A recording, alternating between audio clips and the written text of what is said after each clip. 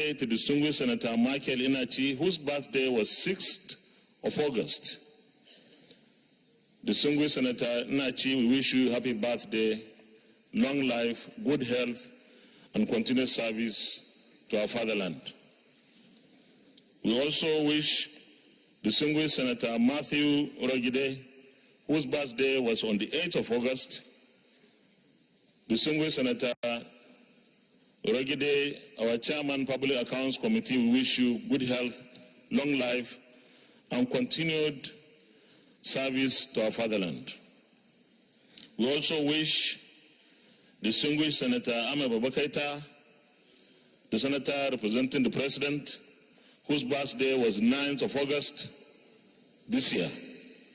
Distinguished Senator Babakaita, we wish you good health, long life, and continued service to our fatherland. Also, we wish our friend, distinguished Senator Adeola Solomon Olamileko, whose birthday was on the 10th of August, distinguished senator who represents the largest senatorial district in Nigeria, where I know.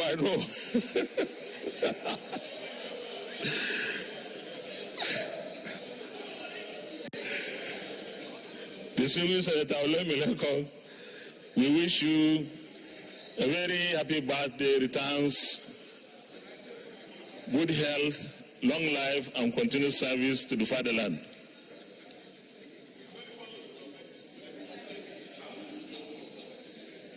Well, we sort that one out. We also wish distinguished Senator Aishatu Ahmed Dairu Binani, whose birthday was the 11th of August. We wish you a happy birthday, distinguished Senator, the only senator from the northern part of the country, female senator. We wish you many more returns of this day, good health, long life, and continued service to the fatherland. The Senate also wishes very distinguished Senator Joseph Obinna Ogba, whose birthday was the 15th of August. Distinguished Senator Ogba, we wish you happy birthday, good health, long life, and service to the fatherland. Distinguished Senator Olubimi Adetumbi, happy birthday. His birthday was on the 22nd of August. Distinguished Senator Adetumbi, we wish you good health, long life, and continued service to our fatherland. We also wish distinguished Senator Yahaya Lawal Gumau, whose birthday was on the 26th of August. We wish you good health, long life, and continued service to the fatherland. And we have the September babies, starting with distinguished Senator Hassan Lawal Anka, whose birthday was on the 1st of September. Lawal, distinguished Senator Anka, we wish you good health, long life, and continued service to our fatherland. Also, the Prince of the Senate, distinguished Senator Ifeanyi Uba, whose birthday was on the 3rd of September, we wish you good health, long life, and continued service to the fatherland.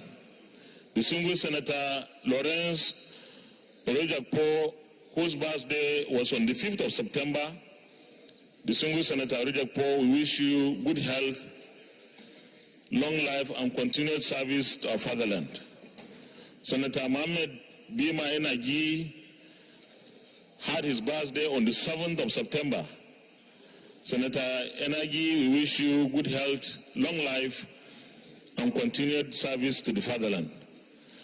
Also, Senator Ibrahim Alhaji Gaidam, the former governor of Yobe State, my big brother, had his birthday on the 15th of September. We wish you good health, long life, and continued service to the fatherland. Distinguished Senator Francis Elemekena, the former Deputy Chief Whip, had his birthday on the 20th September 2019. Distinguished Senator Elemekena, we wish you good health, long life, and continued service to the fatherland. We also wish distinguished Senator Oluremi Shade Tinubu, whose birthday was on the 21st of September.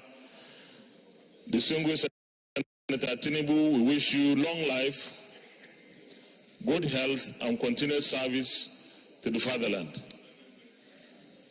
Lastly, but not the least, the great distinguished Senator Rochas Anayo Okoracha, whose birthday was on the 22nd of September.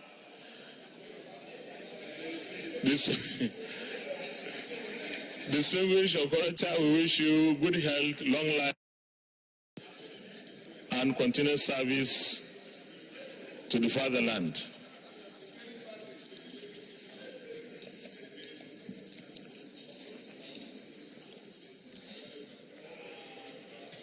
Notification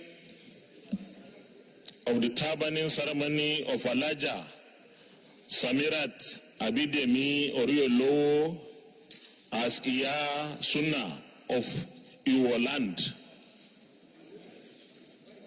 It is with great pleasure that I formally inform the Senate through your exalted office that my mother, Alaja Samirat Abidemi Oriolo, will be turbaned as the Iya Sunnah of Iwo land, a religious title bestowed on her by the League of Imams and Alfas of Iwo, in conjunction with the approval of the paramount ruler of Iwo and Vice Chairman, Osun State Council of Obas and Chiefs, Oba Abdurrashid Akambi. The ceremony is to honor Mama for her devotion to her Creator, for her selfless service to her community. The program of our installation will, inshallah, take place on Saturday, the 12th day of October 2019, at the Palace of Oluwo of Iwo, Osun State. I'm therefore pleased to ask my distinguished colleagues to honor us with their esteemed presence at the event. As you are special to my family, we sincerely crave for your prayers for a successful ceremony. Please accept the assurances of my highest esteem. Yours sincerely, for the Oriolowo family, distinguished Senator Aderele Adeyemi Oriolowo, Chairman, Senate Committee on Legislative Compliance. His Excellency Senator Amelon CON, the President of the Senate, notification of death and invitation to the burial of my father-in-law, Professor Adeoye Adeni. I write to announce the home call of my dear father-in-law, Deacon, Professor Emeritus Adeoye Adeni, who died on September 4th, 2019 in Ibadan. Grandpa, as we all fondly called him, was a renowned professor of pediatrics and child health, who at various times served in his illustrious career as a doctor at Ogbomosho Baptist Hospital, lecturer and consultant at University College Hospital, Ibadan, and professor, chief medical director of University of Ilorin Teaching Hospital. He later became Vice Chancellor, University of Ilorin 1985 to 1992, and Chairman, Committee of Vice Chancellors. He retired meritoriously and continued in service as Emeritus Professor till the very end of his life. Late Professor Adeni was reputed to be the university's longest-serving Vice Chancellor. He hailed from Oga, Kogi State, and was the first inaugural lecturer of the then Faculty of Health Sciences, now Clinic Sciences, University of Ilorin, and the fourth inaugural lecturer of the university He delivers his inaugural lecture entitled Childcare in Nigeria, a critical appraisal of some modern and traditional concepts on May 19, 1980. He was a kind-hearted lover of youth, a devout husband, an exemplary father and family man who served God all his life.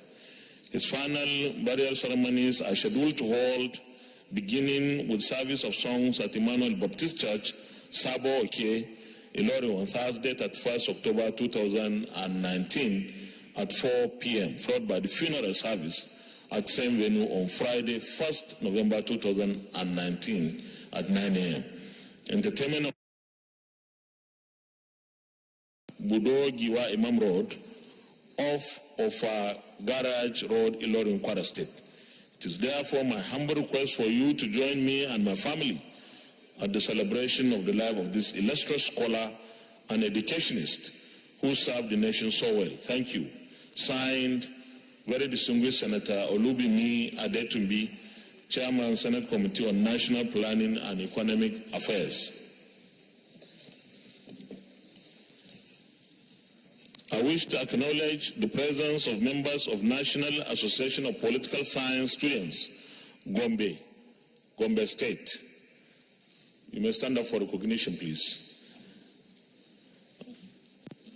We wish you very fruitful observations of the Senate proceedings today. You may sit down.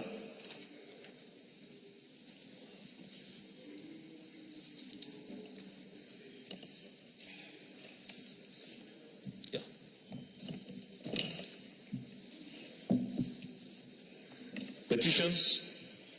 Yeah, Deputy Chief Whip. Thank you, Mr. President, distinguished colleagues. I am Aliu Sabi Abdullahi. I represent the very good people of Niger North Senatorial District and for Niger State. I have a petition from Nigerian Legion of Ex-Servicemen, New Busa branch, in which they are seeking the Senate to intervene on the payment of two of their members who have been screened and cleared and verified since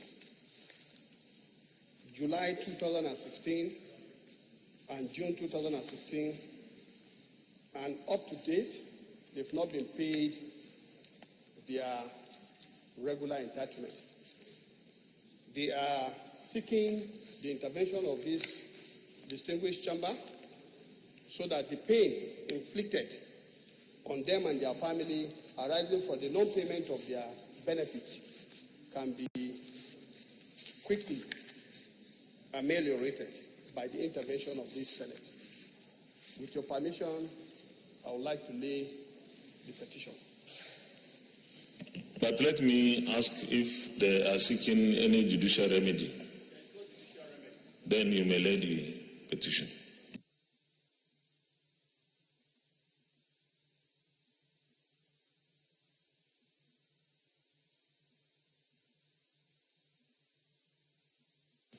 The petition is referred to our Senate Committee on Public Petitions. The Deputy Minority Leader.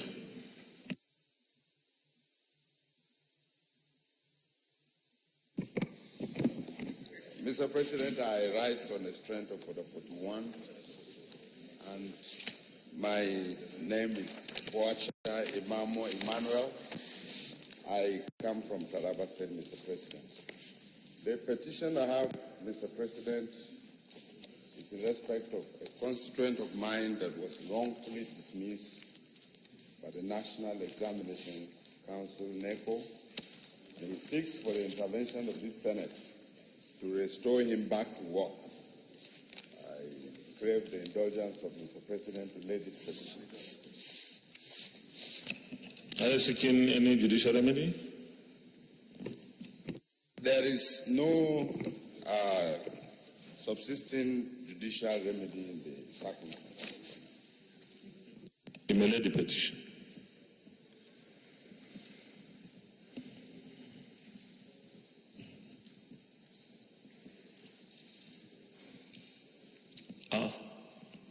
You didn't take a bow.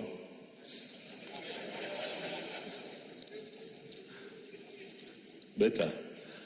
The petition is hereby referred to the Senate Committee on Public Petitions, and you have 2 weeks to bring the report back. Any more petitions? Any more petitions?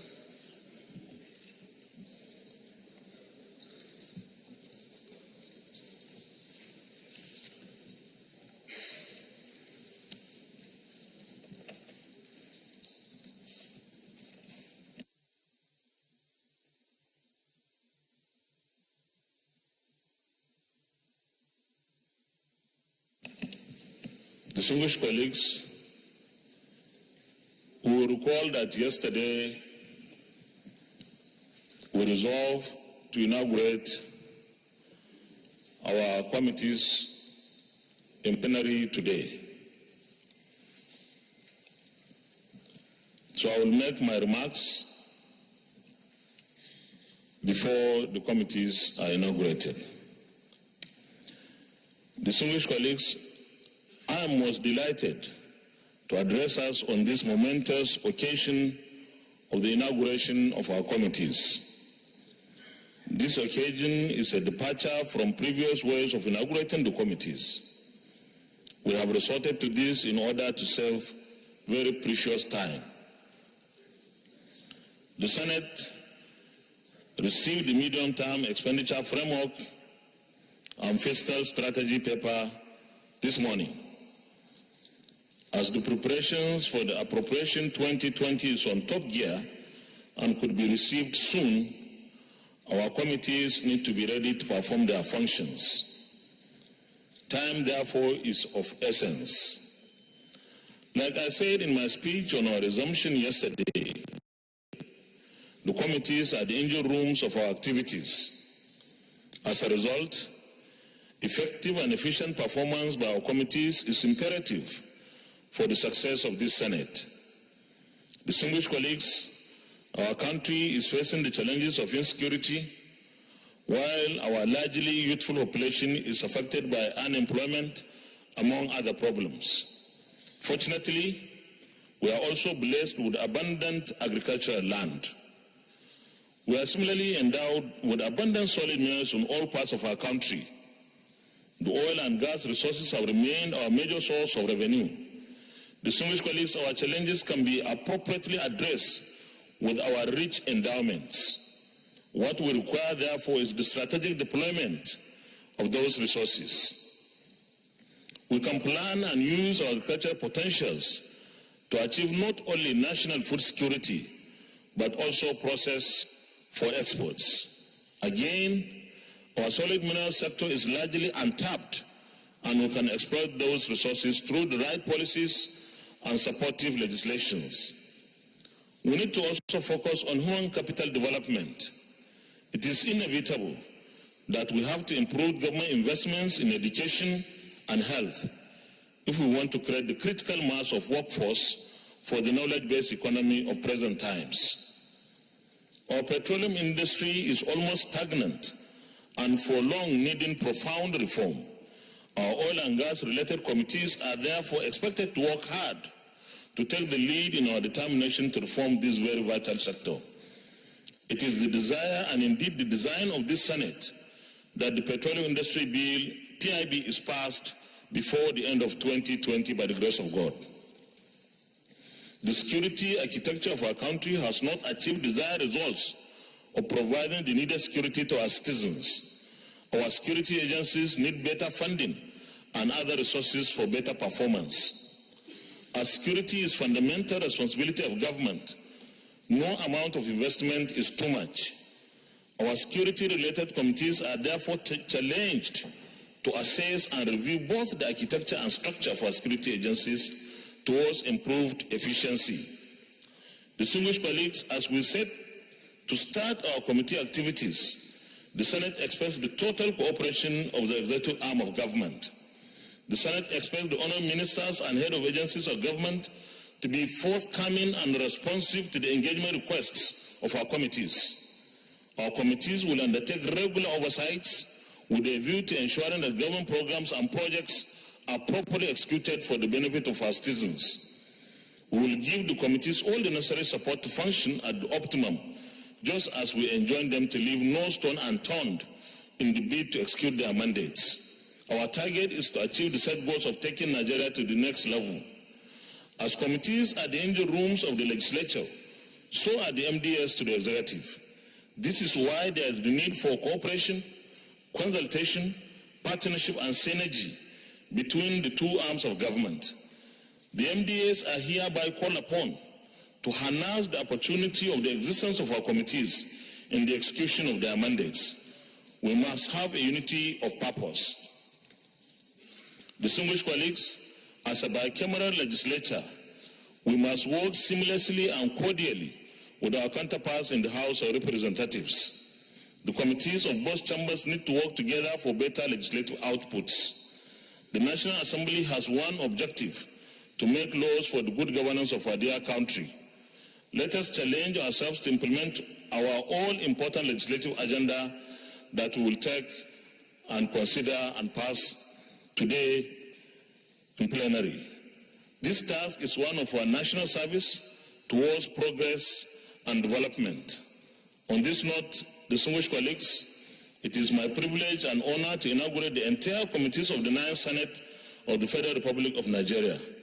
We wish our committees the best, very successful engagements, very successful outputs as their work from today. Thank you, and God bless all of us.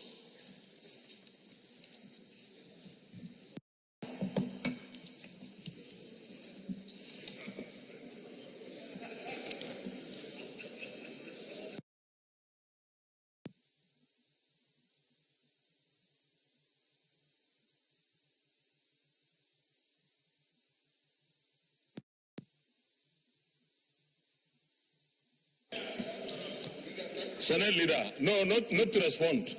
We'll go with.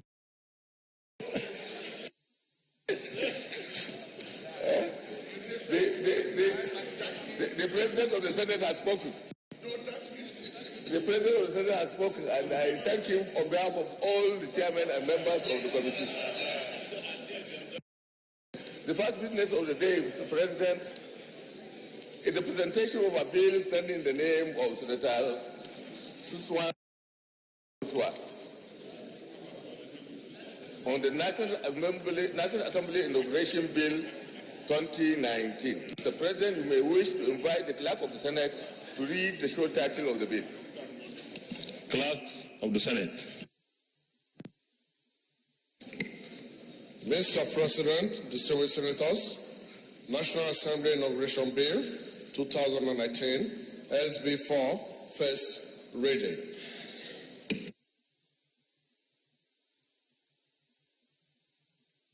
National Assembly Inauguration Bill 2019, first reading taken. Senate Leader. Mr. President, the second business of the day is the presentation of a bill standing in the name of distinguished Senator Oluremi Tinubu on the Lagos State Special Economic Assistance Program Establishment, etc. Bill 2019. Mr. President, you may wish to invite the Clerk of the Senate to read the short title of the bill. Clerk of the Senate. Mr. President, distinguished senators, Lagos State Special Economic Assistance Program Establishment, etc. Bill 2019, SB3, first reading. Lagos State Special Economic Assistance Program Establishment, etc. Bill 2019, SB3, first reading taken. Senate Leader. Mr. President, distinguished colleagues, the first order of the day is the consideration of the report of the Ad hoc Committee on the 9th Senate Legislative Agenda. Distinguished senators will recall that the report of the Ad hoc Committee was laid on Thursday, 18th July 2019. Mr. President, you may wish to invite Senator Muhammad Adamu Aleru, Chairman of the committee, to move the motion for the Senate to consider the report. Distinguished Senator Muhammad Adamu Aleru.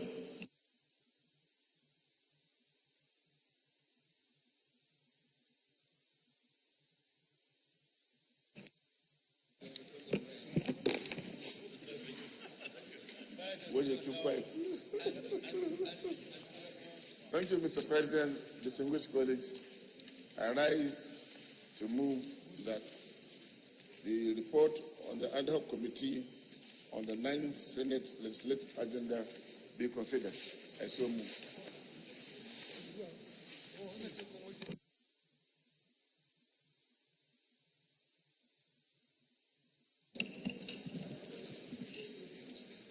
Distinguished Senator Chukwuka Otazi, you may second, please.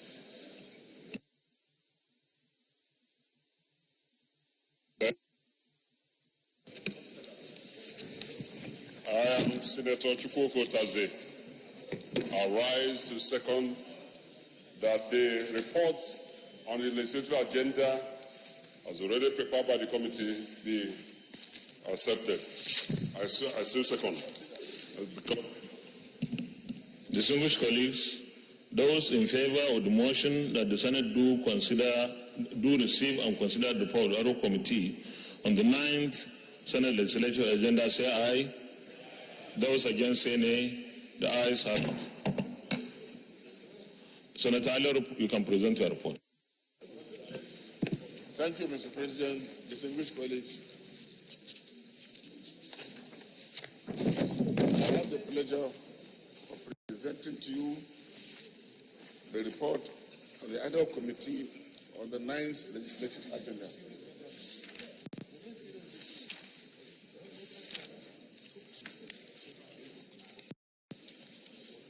I'll go straight to page 3.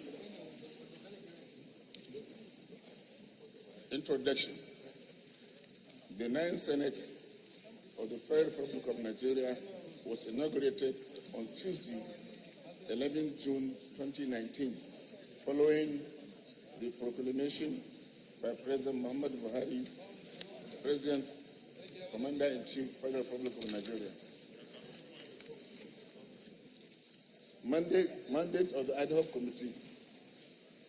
Sequel to that, the Senate at its plenary on Tuesday, July 2nd, 2019, constituted the ad hoc committee on the 9th Senate legislative agenda, which was formally inaugurated by the President of the Senate on Wednesday, July 3rd, 2019. The committee was charged with the responsibility to develop a comprehensive legislative agenda for the 9th Senate in line with its constitutionally guaranteed mandate of lawmaking, representation, and oversight in order to enhance development effectiveness in Nigeria. The overarching premise on this mandate is based on the fact that in a democratic dispensation, a capable, effective, and efficient parliament, and are guided by democratic culture and ethos, is a sine qua non for sustainable economic growth and socio-economic development. Context matters. The legislative agenda of the 9th Senate is being prepared under the backdrop of an underperforming economy, a myriad of socio-economic, human development, security challenges, and arrest of citizenry, more especially a burgeoning youth population. This context will inform the thrust, focus areas, priorities, and the interventions proffered. It should also guide the sequencing of the intervention, immediate, short-term, and long-term. The strategic framework will be fully developed with this context in mind and the political economy of the Nigerian state. Overarching goals. This is to reposition the Senate to carry out its constitutional duties of legislation, oversight and representation, and an open and transparent and a strategic framework will be developed in an accountable manner in order to achieve sustainable economic growth and socio-economic development consistent with sustainable development goals. Objectives of the agenda. Taking cognizance of the fact that government is a continuum, the 9th Senate legislative agenda is aimed at achieving the following. institutional needs assessment will be carried out by professionals in terms of personnel, materials, and technology by the 9th Senate. Reposition the Senate to carry out its constitutional duties of legislation, oversight, and representation in an open and transparent manner. Strengthen the internal operations and processes of the Committee of the Senate towards efficient service delivery. Take legislative action to improve national economic conditions, including public finance management and national security architecture, and to reduce and mitigate insecurity, poverty, unemployment, and infrastructure deficit. Propose and implement a national planning and reviewed annual budget process that will foster collaboration between the executive and the legislative arm of government. F. Continue with legislative action to bring to closure all outstanding legislations.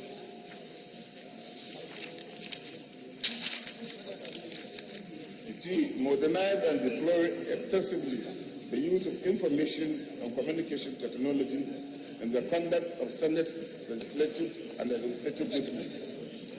H. Provide effective communication strategy in order to ensure regular engagement and collaboration with constituents and major stakeholders.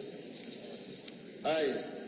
Make the 9th Senate the People's Parliament through the actions of lawmakers by being sensitive and responsive to the higher expectation of their constituents on good governance, tangible and impactful development outcomes, given the negative public perception of the legislature by the Nigerian public.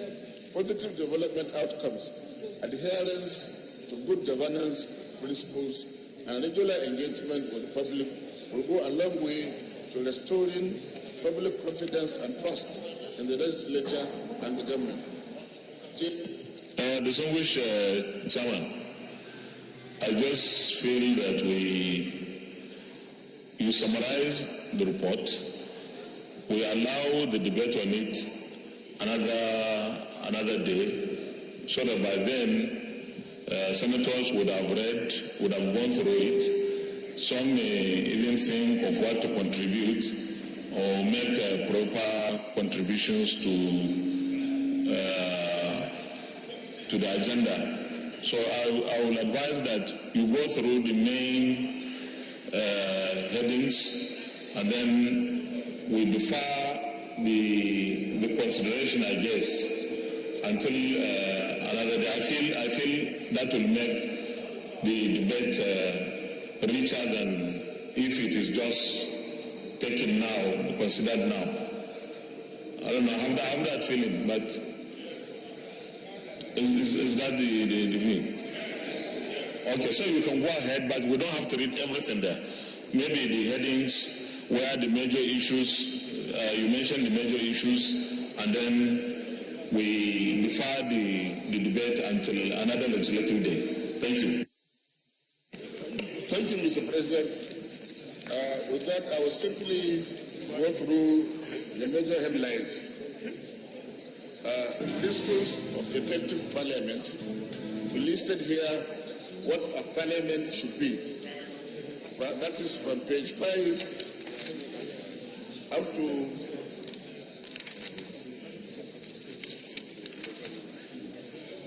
to page 8. Then from there we also deal with strategic framework. After the strategic framework, we also started with the agenda itself on page 9. Paragraph 3.1 deals with institutional needs assessment. Paragraph 3.2, review of existing standing rules 2015 as amended.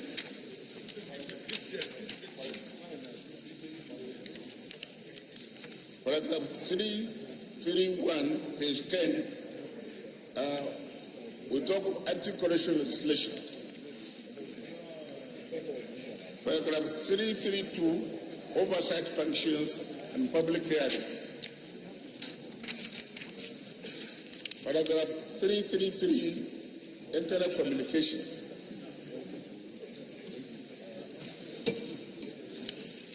Paragraph 336, securing the National Assembly complex. Page 12, capacity enhancement, which deals essentially with what we can do to improve on the capacity of legislators and also the clerks of the committees.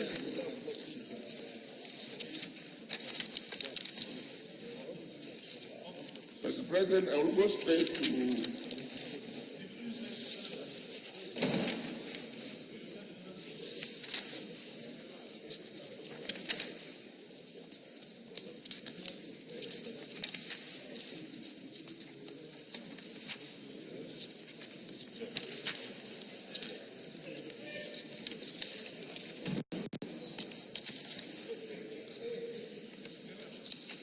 Mr. President, I think it would be good for us to read paragraph 3721 on page 19, where we talk about youth unemployment. Youth unemployment remains a major developmental challenge in Nigeria. The rate of unemployment has gone to an alarming level and still increased as a result of the number of graduates produced every year and incapacity of the Nigerian labor market to gainfully employ them. Mr. President, we have several graduates roaming our streets. Some have graduated over 10 years ago, yet they don't have a job. So this Senate should come up with an effective legislation where gainful employment should be given to such graduates. On the issue of poverty alleviation, it has been said that over 75% of our population is living in abject poverty. The Ninth Senate will have to come up with a legislation or amending the existing legislation where poverty reduction in Nigeria will be achieved to the barest minimum. I'm happy Mr. President said that we want to move 100 million people out of poverty within the next 4 years. We should key into that agenda and remove 100 million people out of poverty within 4 years. And if we do that, it is by no means a very good achievement. Mr. President, paragraph 3723 deal with education. Here, Nigeria has over 14 million people out of school children. Nigeria has over 14 million out of school children, according to Universal Basic Education Commission. Although the UNICEF says that 1 out of every 5 out of school children in the world is a Nigerian. Mr. President, this is unacceptable. Despite our resources, we can't afford to have 14 million people, 14 million children rather, out of school. This portends danger for this country. Order. Healthcare provision. The Senate is mindful of the fact that provision of healthcare is a concurrent responsibility, which means the 3 tiers of government are all involved. Mr. President, it is in a very sad note. Most of us here, if we are sick, we start going to Europe or maybe India for treatment. This Senate should take measures to ensure that we have at least 6 centers of excellence in this country where medical treatment will be given to people that are sick, equivalent to what they can get either in Europe, Asia, or any other place. Paragraph 3725 deals with mass housing. It has been said that Nigeria needs over 15 million houses, which means that there is a housing deficit of over 15 million houses. The Senate should take action, legislative action, to ensure that houses are made affordable to the ordinary people of Nigeria.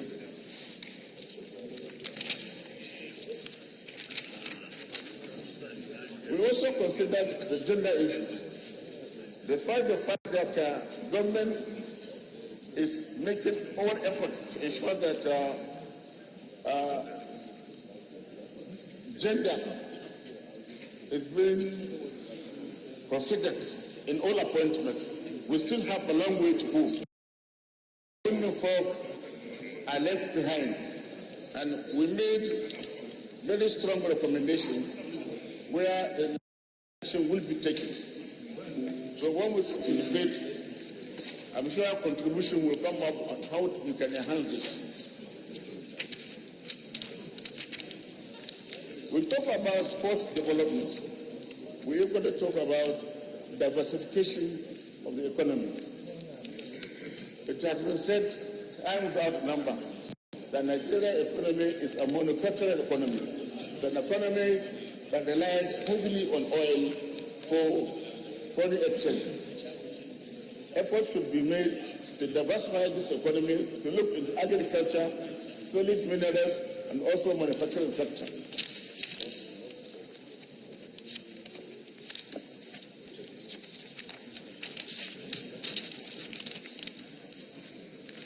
Mr. President, it is a well-known fact that there is infrastructure deficit in Nigeria, and government is the only provider of infrastructure. And here we have recommended that there should be public-private partnership model, whereby private sector will be involved in the provision of infrastructure. We talk about oil and gas reform. The chamber is a bit noisy. Let's listen to the report presentation, please.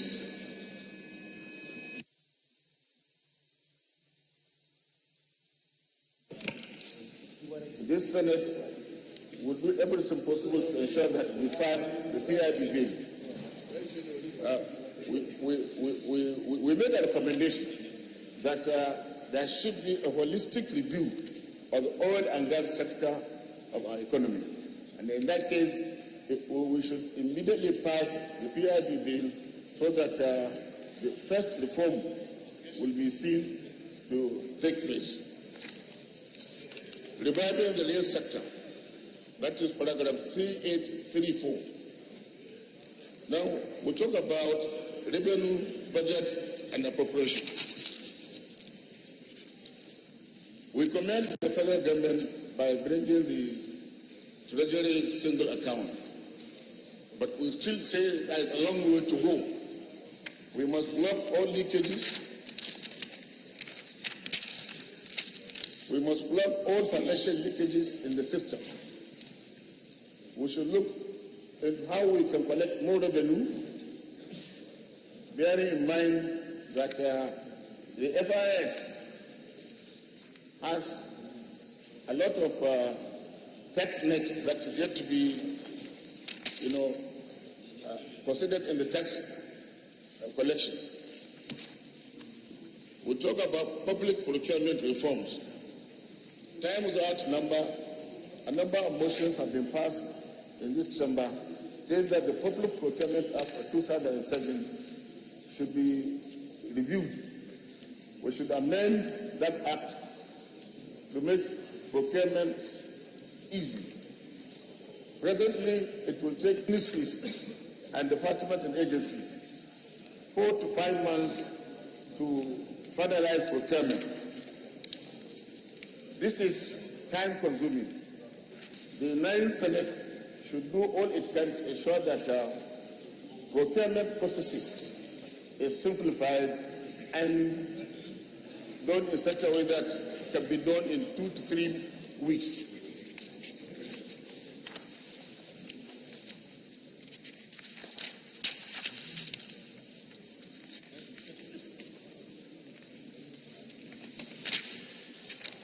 Yeah, we talk about transparency on the budget of National Assembly. I'm happy that Mr. President has agreed that whatever we budget for the National Assembly will be in the public layer, will be in the public domain, so that Nigerians will see that we have nothing to hide. Communication strategy with the civil society and CBOs. Internal and external relations has also been considered. We also talk about judiciary and executive relationship.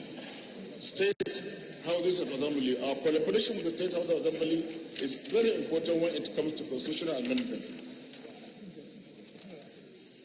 Then, above all, we talk about implementation, monitoring, and evaluation. All what has been said, if we don't implement, if we don't monitor and evaluate, it will come to nothing. So, Mr. President, with this, I wish to thank the leadership of the Senate and also the entire Senate for giving us the mandate to come up with this agenda. Thank you very much. Thank you, Chairman. Senate Leader. Thank you, Mr. President. Mr. President, given the importance of this particular issue, which is the agenda that we have set for ourselves on the basis of which we are going to work for the next 4 years, I would like to move a motion that we should suspend consideration and adoption of this very important document in order to allow members the time, at least today, to go through and make their own observations and then take it to the next legislature today. Because of its importance, I think it's not good for us to allow it a long time. So I would suggest that we take up consideration and adoption tomorrow.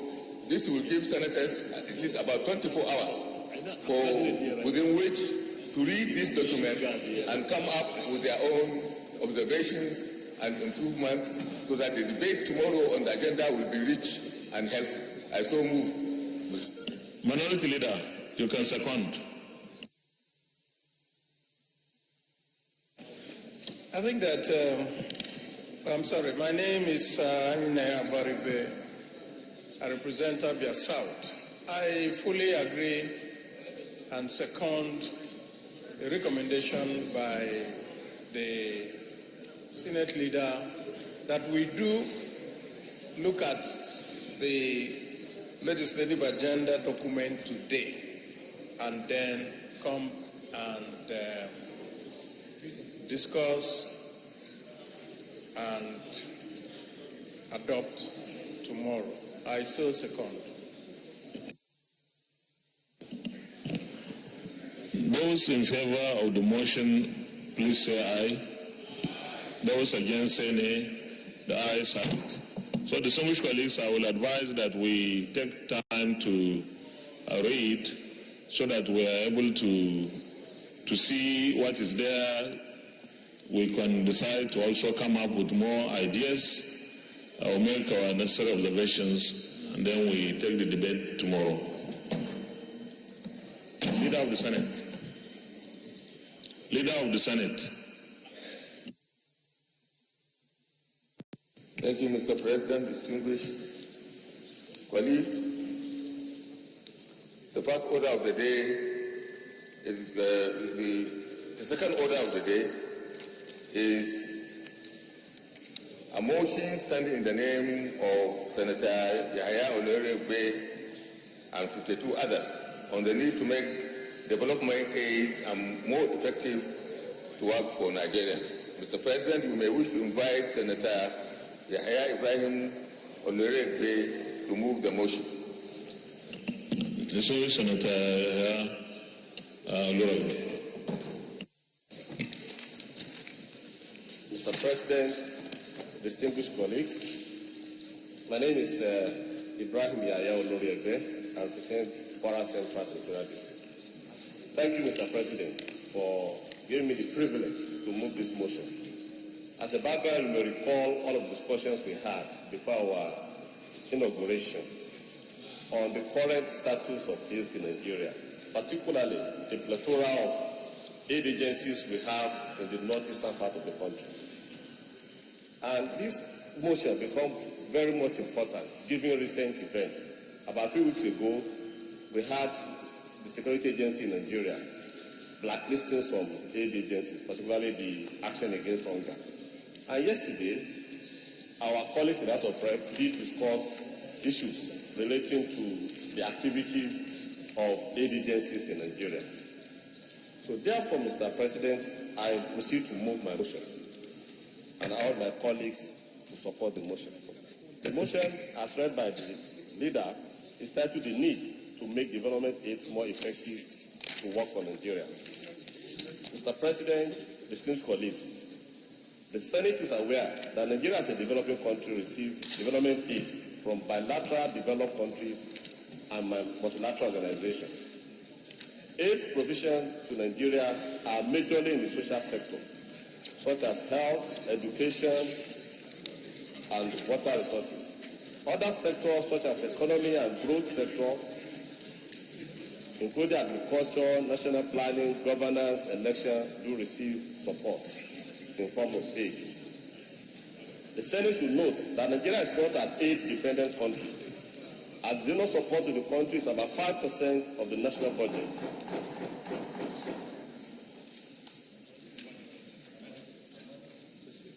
However, in real monetary terms, this is a large amount of money. The Senate should also note that the National Planning Commission, in its vision, states that it is to proactively determine and efficiently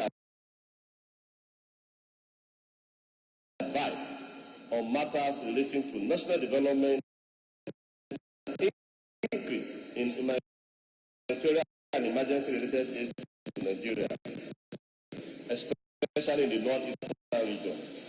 The number of agencies active in the provision of assistance has grown substantially. The Senate should note accordingly that on the global level, donor interest in coordination has also increased in recent years. The recent example. Distinguished colleagues, the chamber is a bit noisy, and today is Wednesday. We are live.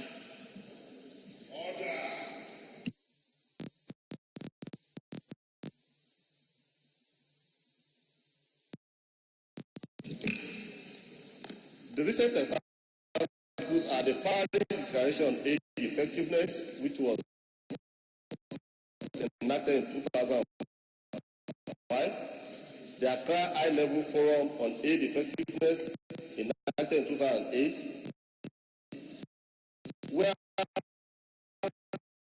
partnership commitment with regard to harmonization,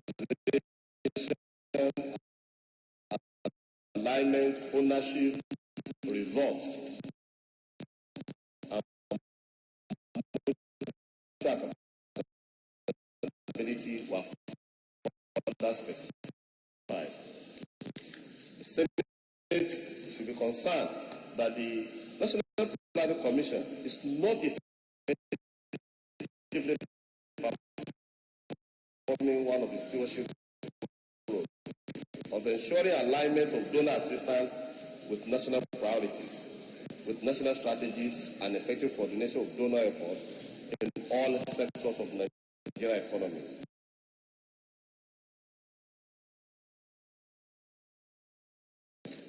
The Senate should be bothered that the absence of fundamental reforms to current management at the country level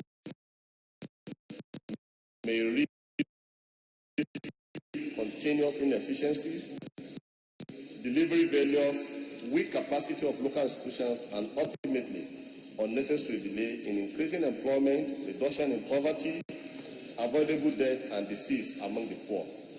The Senate should be disturbed that the actual benefit to the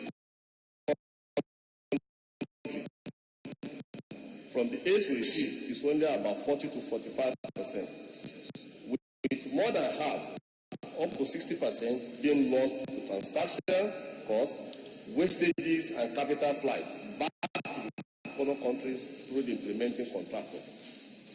The Senate should be worried that the non-consideration of aid from granting budgets and appropriation do sometimes result in duplication, wastages, and inefficiencies in utilization of scarce resources.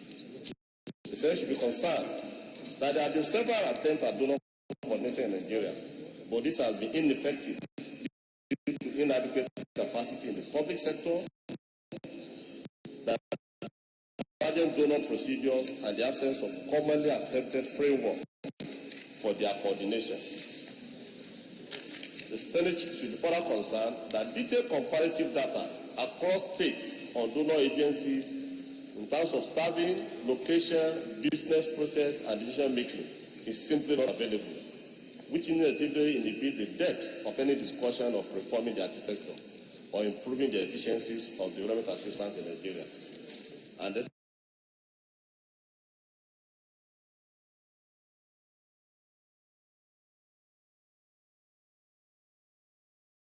monitoring framework to enhance the effectiveness of aid in Nigeria.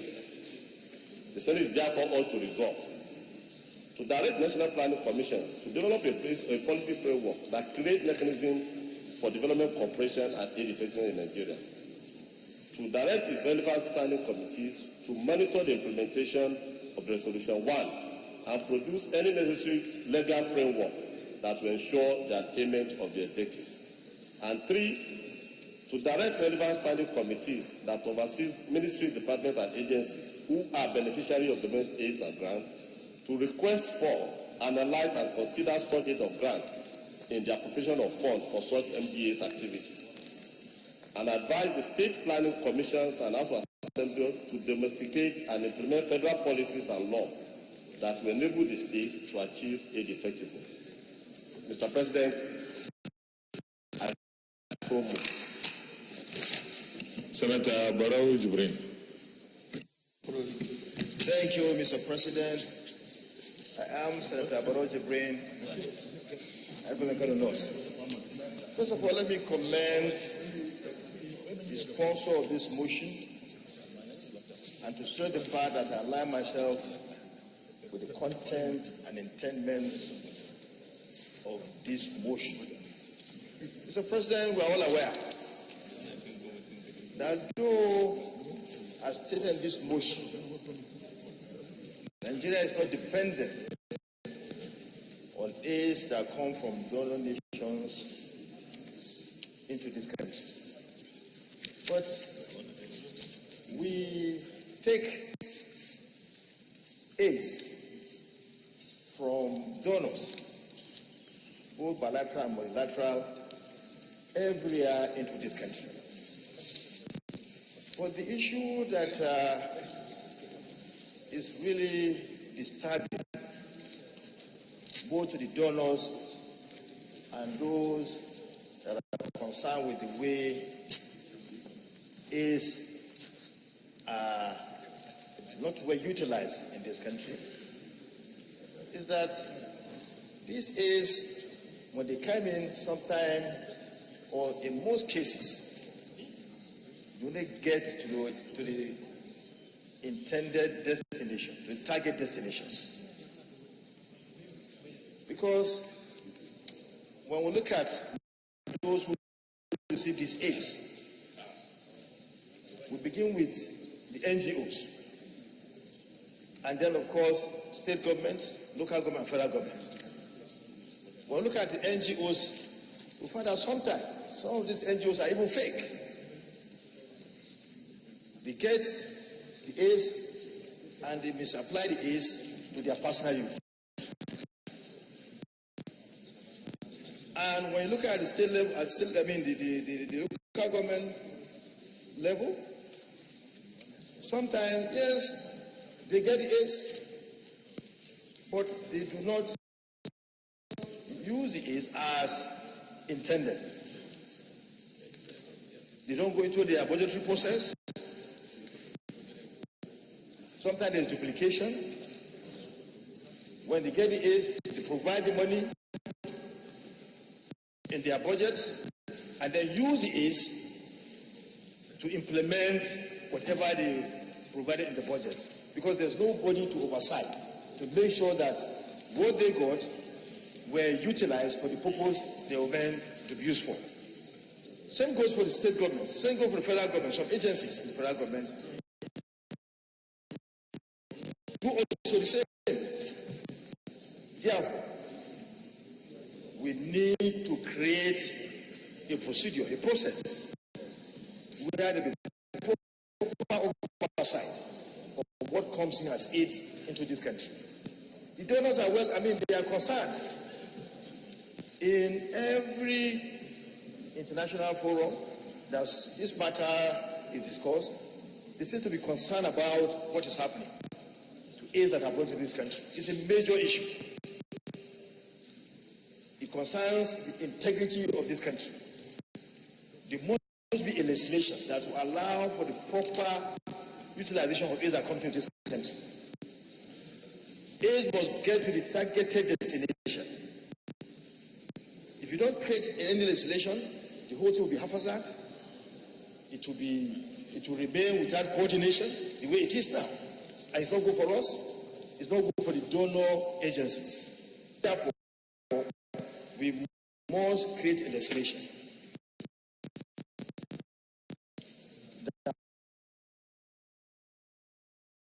that will monitor the aids right from the doorstep or to the border of this country when it comes to the country. Who gets it?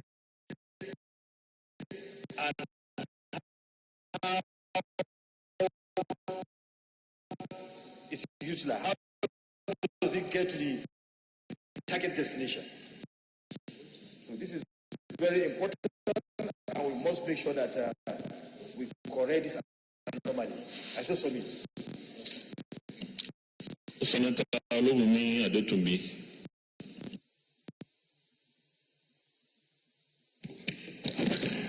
Thank you, Mr. President. I like to commend the mover of this motion because it's very, very important. And the issue of international cooperation has been a recurring decimal in this country. In the National Planning Commission, we have a whole department for international development cooperation that does negotiation of bilateral and multilateral relationship between Nigeria and source countries. But something that is disturbing is that some of these negotiations leave a lot of gap in the way that donors operate, function, and report their activities in this country. And there seems to be no seriousness on the part of government, our own government, on the management of this corporation. Perhaps the reason for this is because currently aid represents about 1% of. So they believe that this amount of money, large as it may, but relative to the entire economy, is a very, very small piece of money. Nonetheless, it is still important that donor cooperation and funding in Nigeria needs to align with national development plan left to just determine what they have to do on the basis of their own priorities, but this should align with national priorities. And that is why it is important that we look at the regulatory framework that guides donor activities in the country. Currently, they negotiate relations and function within those negotiations. But currently, like I said, the regulation is very weak, and attempts have been made in the past for the development of an ODA policy, which has not seen the light.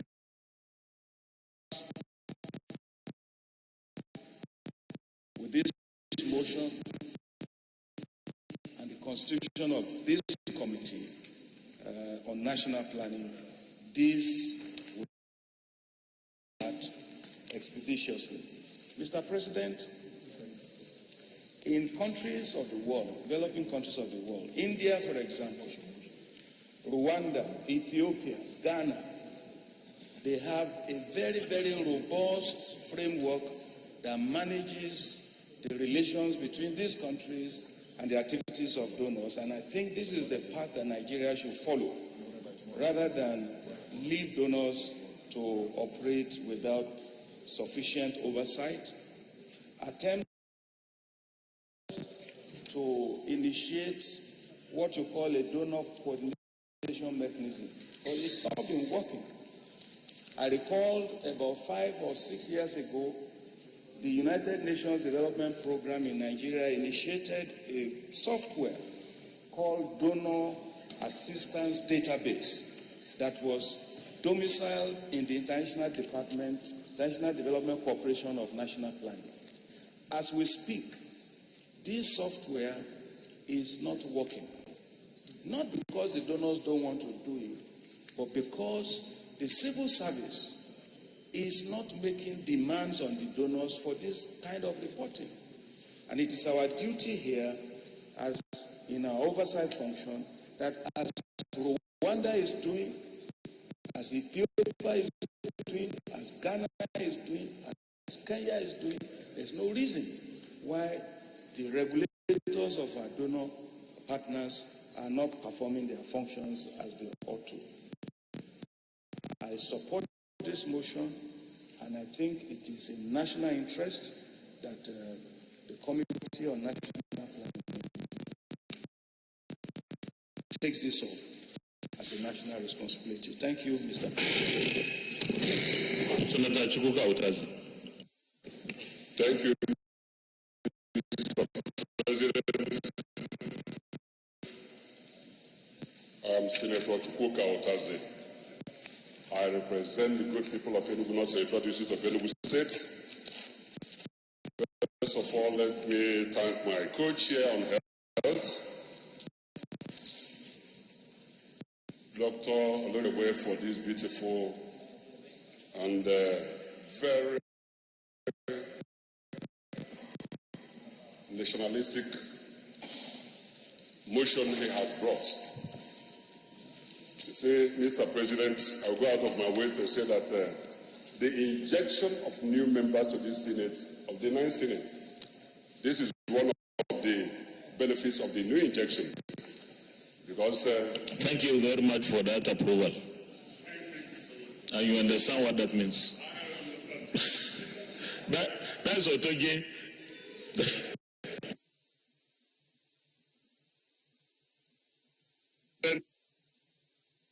Is allowed. So it's a benefit. The coming of Olorebe to this with this beautiful motion here is speaking to the issue that concerns this country. Mr. President, the aids, foreign aids we get from all parts of the world that are interested in third world countries, it will appear before people that they're actually here to give you aid. In actual sense, it is the direct opposite. Most aids we get from most countries, they use the donor country use it to go and test waters. Watch your level of development, watch the level of your technological development, watch the level of awareness in your country. They use all sorts of this and send their people there. They come as agents. The CIA, the FBI, they come in different manner, under any name. I'm telling you the truth.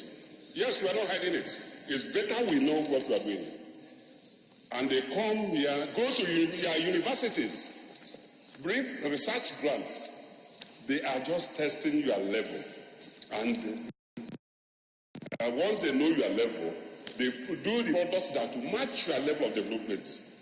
And if you are also making effort in any of the universities, they will also know how to keep you at base.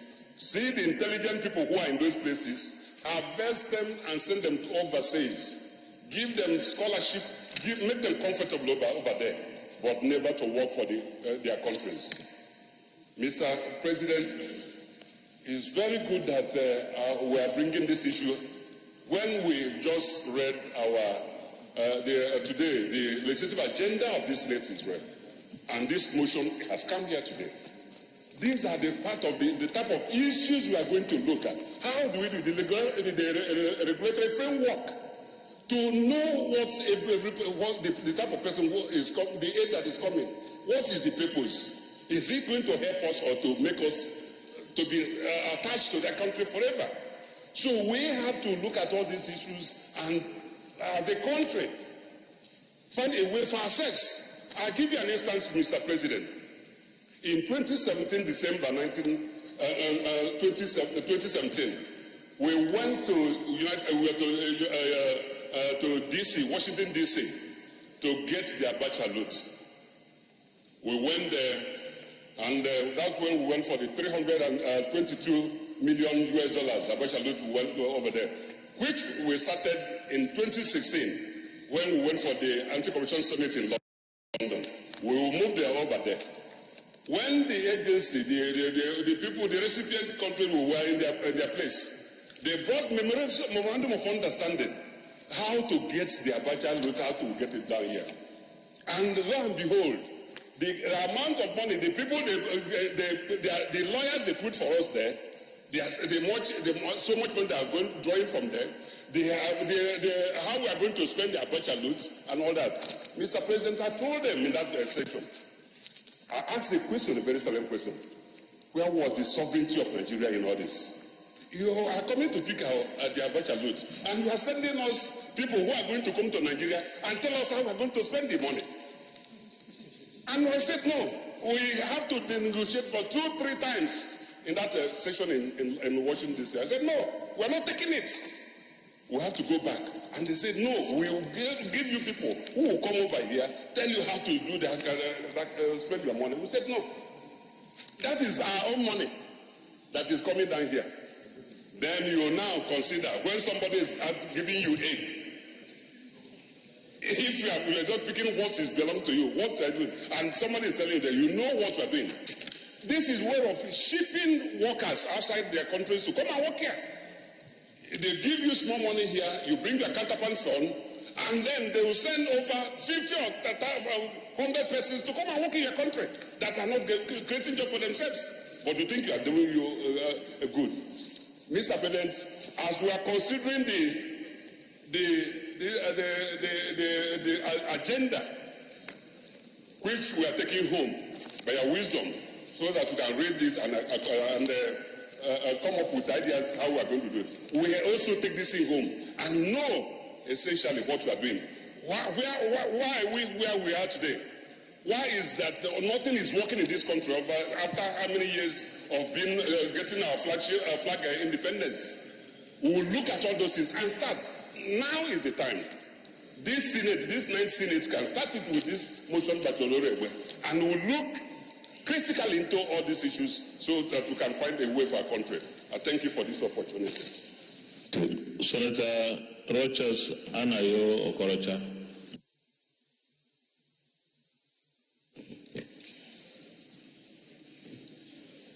Mr. Senate President, Owele Anayo Rochas Okorocha, Imo West. I think in all the motions we've been moving, this seems to be one of the motions that is very critical, that tend to expose some of the ills in our society. But I wish my colleague, while commending him, has gone into more detailed study of the past activities of donor agencies in Nigeria with statistics, and to understand how much we have gotten through donor agencies and what's the impact of that fund in our lives. If you do that and announce it to this Senate, it might be mind-boggling and literally earth-shaking.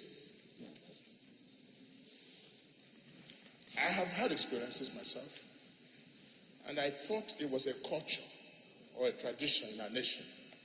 But I call this another form of colonialism, what I call neo-colonialism. And until we correct this, we might not be making any impact for generations yet unborn. No nation, Mr. President, no nation can grow from outside. Every nation must grow from within. So we must be careful how we collect AIDS before it turns to AIDS.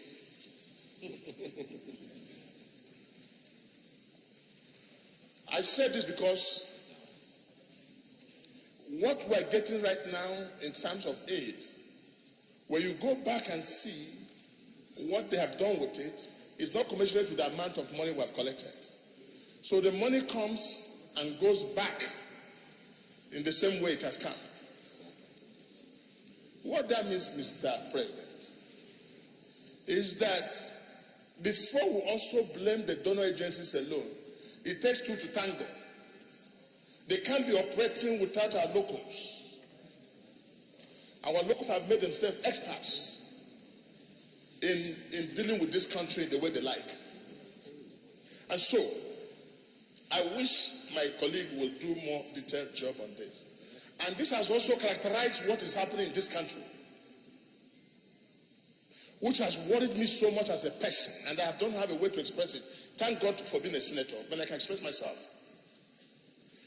In the first place, the same style we have adopted from the masters outside is what we are practicing. Today in Nigeria, nobody talks about achievement, they talk about the paperwork. So the paperization of Nigeria is the worst form of corruption in the history of this country. I'm sure what has come as aid in Nigeria is not less trillions of naira, but you cannot justify anything to show for it. This happens in state governments. This happens in federal government. This also happens even in NDDC. The worst part of it is this also NDDC, local here. That you see people raise billions of naira, you cannot see 5,000 naira job being done. But the paperwork is okay. They call it due process of award of contract. And what I call due process of corruption. So this is what we have emulated from these masters outside, and we're planting that, and that's the major destructions of our nation. I, as a governor, Mr. President, could easily say in Imo State in a year, I received the sum of 400 billion naira. Maybe after 400 billion naira, I'll spend 280 billion naira for salaries and recurrency. Nigeria should be able to hold me accountable and the people. What have I done with 120 billion? Can I show it on ground? Until we begin to look at people who can say, look at what I've done with the money we've given to you, we're joking in this nation. So this will dovetail into so many things when we go into it. But coming back to these donor agencies, I was the president of Red Cross of Nigeria. I'm satisfied with the way Red Cross does their things. They give you the money, give you support. But all this, call it World Bank, whatever you call it, we need to look at the methodology and how they do things. I had gotten about 23 billion naira donor agencies fund as a governor. One of them is to do erosion of 9-point-something billion naira. And I know what I saw, trying to resist that. And I know the number of this I got everywhere in this country. We must be careful before we destroy this nation for generations yet unborn. So this topic is very topical. And I will ask my colleague to go back and do more research work with statistics so that they expose these ills in our society. Thank you. Deputy Chief Whip. Thank you, Mr. President, distinguished colleagues. Aliu Sabi Abdullahi, Niger North. Let me align myself with the previous speakers and to support this very motion. Mr. President, distinguished colleagues, this motion is timely because our challenges having to do with our revenue and having to do with various needs in terms of human capital development and the like. And of course, the issue of aids, grants, and the likes are meant to support, to complement national development. But the challenge here is that we do not currently have a system that we're talking about in terms of aids and grants. I knew when I was in service, let me say in the 90s, the National Planning Commission was very strong. And at that time,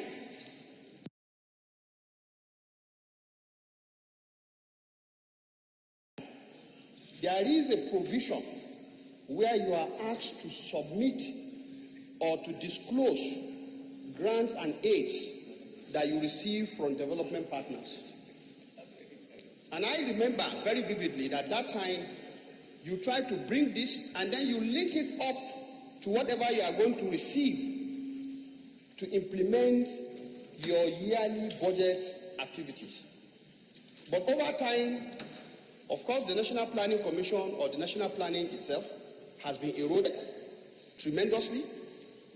And with it, the system that will have actually grown to support what aids and grants are to do to our nation. As we speak, Mr. President, what is the entry point for most of the grants and aids? In many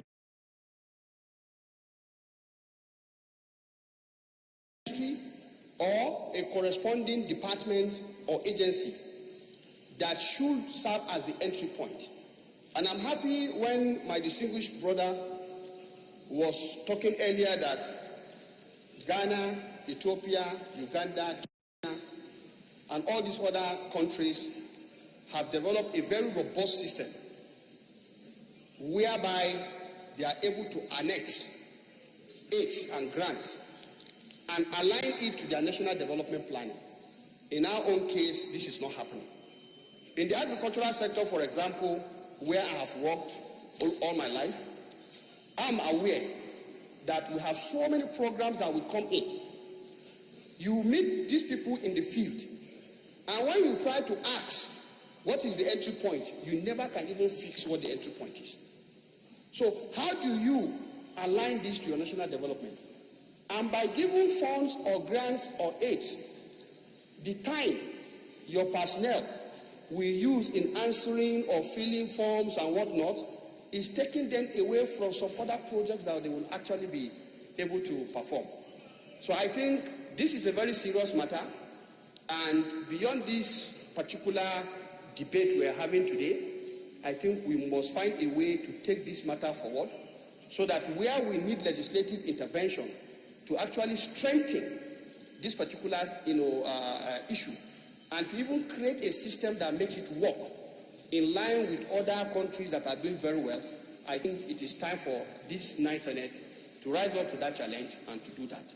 With this, I support this motion, and I urge my colleagues to do the same. Thank you. Senator Mohamed Ali Ndume. Thank you, Mr. President. Mohamed Ali Ndume, Borno South. Mr. President, first I want to commend our colleague for bringing this motion. And part of what I want to talk about is maybe not the real, the major topic itself, but a topic under this. And that is what affects us right now in Borno State. You know, since the insurgency time, we had various development partners, humanitarian aid, and all kinds of support coming to us. Because we are in a desperate situation, we take anything that comes. But as the time goes, maybe our colleague must have read recently One of the donor agencies, Action Against Hunger, has issues right now with the military because they support the insurgents by supplying them with not only food and medications, but even with information. And that's why they closed down the place. But up to now, nobody has said something concretely or to find out what is actually going on. As I speak to you now, we have over 75 NGOs scattered in Maiduguri operating anyhow. How they get into Maiduguri, you don't know. Our governor, who is the chief security officer of the state, at one time the former governor was attempting to even say we don't need this because we don't know what they are doing. You could recall, my colleagues, when the Chibok girls were abducted, it was one of these organizations without the people directly affected knowing what they are doing. Well, it's good we have some of the girls back. At what cost? How? Why? Where? We don't know. When the girls were abducted, again, part of it was more or less a donor agency going there to negotiate. We don't know how much, how, where did they get the money to negotiate for the release of these girls. Dangerously, these people are operating, and the activities of Boko Haram consistently continue, and you can see what is happening even recently. We tried to talk about it. The state government, they told the state government that is the responsibility of the federal government. They come to the National Planning Ministry, they get their permission. In short, this motion should not only be expanded, but should be made concrete because there is the need to know what these so-called donor agencies are doing, what they are doing, and how they are doing them. Yes, we have office, for example, the United Nations, what they call the office ONCHA, United Nations Humanitarian Activities, but for the coordination of humanitarian activities. But this National Assembly, or particularly the Senate, have the constitutional right to know what they are doing, to even oversight them. Because you just come to somebody's house and start working on the house because the house is, the roof is leaking. Just we want to help us now, and then you start removing this roof and then putting it down without talking to the owner of the house. It doesn't work that way. So, Mr. President, distinguished colleagues, we should look at this more concretely and deeply so that we'll do something that will at least oversight or know what these donor agencies are doing, how much they donate. And let me conclude by saying that for the humanitarian part of it, it is even our own money. Because whenever what they do is they call for donor support. I remember last year it was held in Norway. 4 countries actively participated, including Nigeria. The money donated by these countries was handed over to the United Nations Humanitarian Agency. And now they are the ones that decide to give this money to the so-called donor or NGOs, various NGOs, that non-governmental agencies that are operating. So if you see, if you are giving me money to solve a particular problem, why don't you give me the money and then let me solve my problem? Or if you want to come to solve my problem, then you ask me what is my problem and spend the money the way I think it will help me. But that is not what they are doing. They just come and then start, occupying places. And our main concern is that we are a donor agency. We have this insurgency that we hope that it will end in the next 6 months. And they are renting houses for 5 years. What are you going to do in my place for 5 years while I'm expecting that this problem should go in 6 months? So I want to commend again the mover of the motion and Mr. President and distinguished colleagues. I think we need to look at this motion clearly, expand it and make it more concrete so that it will achieve the desired objective, but we know there is a need there. Thank you very much. Senator Basiru Surajuddin Ajibola, Chairman, Diaspora and Mr. President, distinguished Senator, I'm Dr. Surajuddin Ajibola Bashiru, Osun Central. The speaker is on. And I thank Mr. President for the recognition of my chairmanship. And I know it's also a call to task to respond to certain issues, particularly as concerned the subject matter of the motion and the non-governmental organization and civil society organization. First and foremost, I must join my distinguished colleague to commend Senator Olori Egbe, who also happened to be the vice chairman of the Committee on Diaspora, Civil Society Organization and NGO. Just as we said, I align with many of the submissions that have been made here.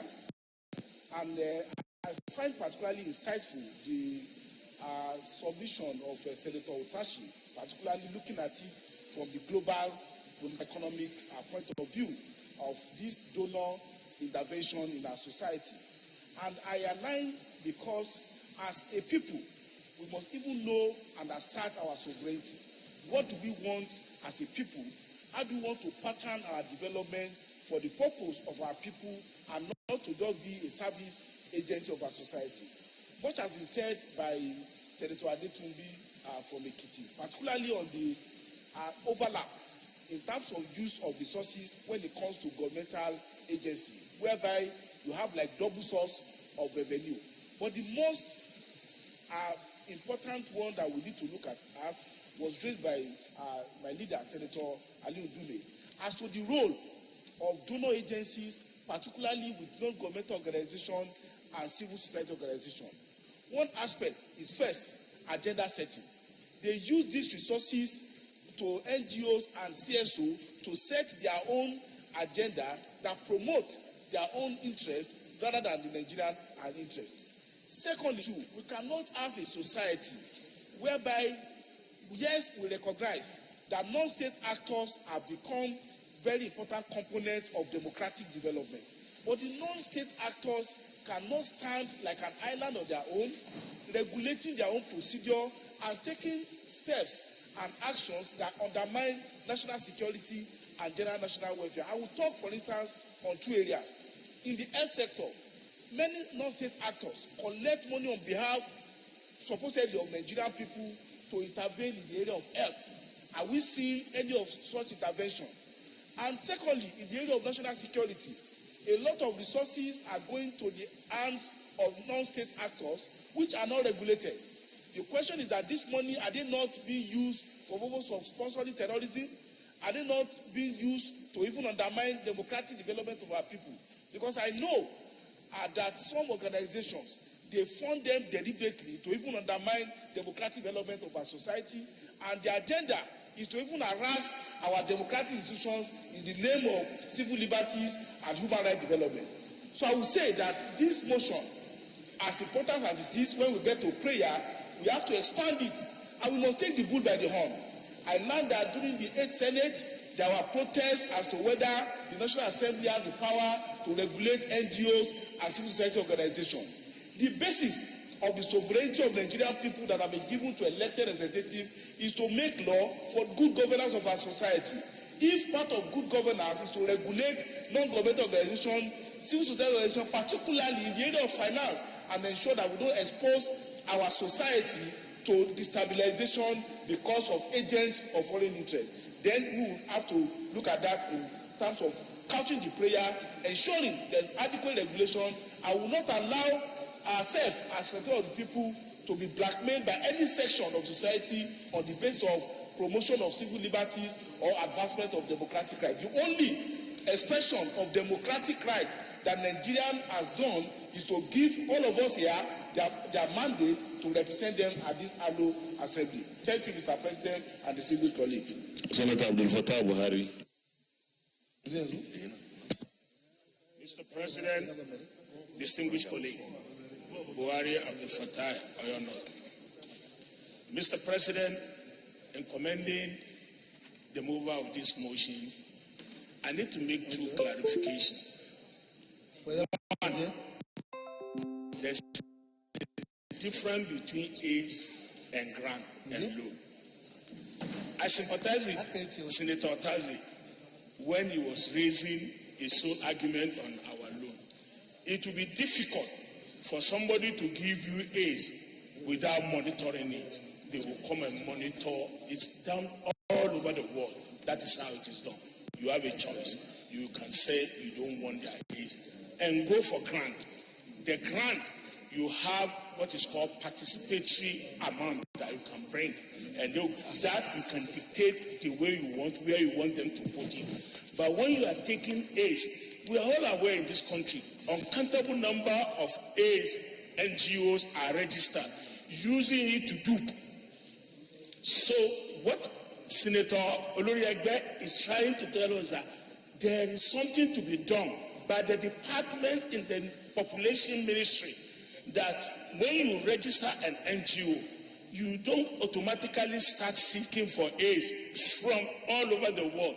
They should monitor them and regulate them so that when the AIDS come to this country, they will not give bad name to the people who have the good intention or is using the hate for what is meant for. Number two, Mr. President, take for example, in Sokoto, Jimmy Carter has an AIDS there, and he has been giving them in the last 10 years, and it's working perfectly well. Bill Gates has an AIDS there on polio, and he has been, the other one is on Guinea War. Bill Gates is on polio, and it's working perfectly well. And there are all over the country. And there are some certain states, they diverted the money to another thing in paying salary. If you can't pay your salary, that's your own wahala. It's not their own AIDS that you use to go and pay salary. It's not acceptable all over the world. And then we are not the only one they are giving this AIDS.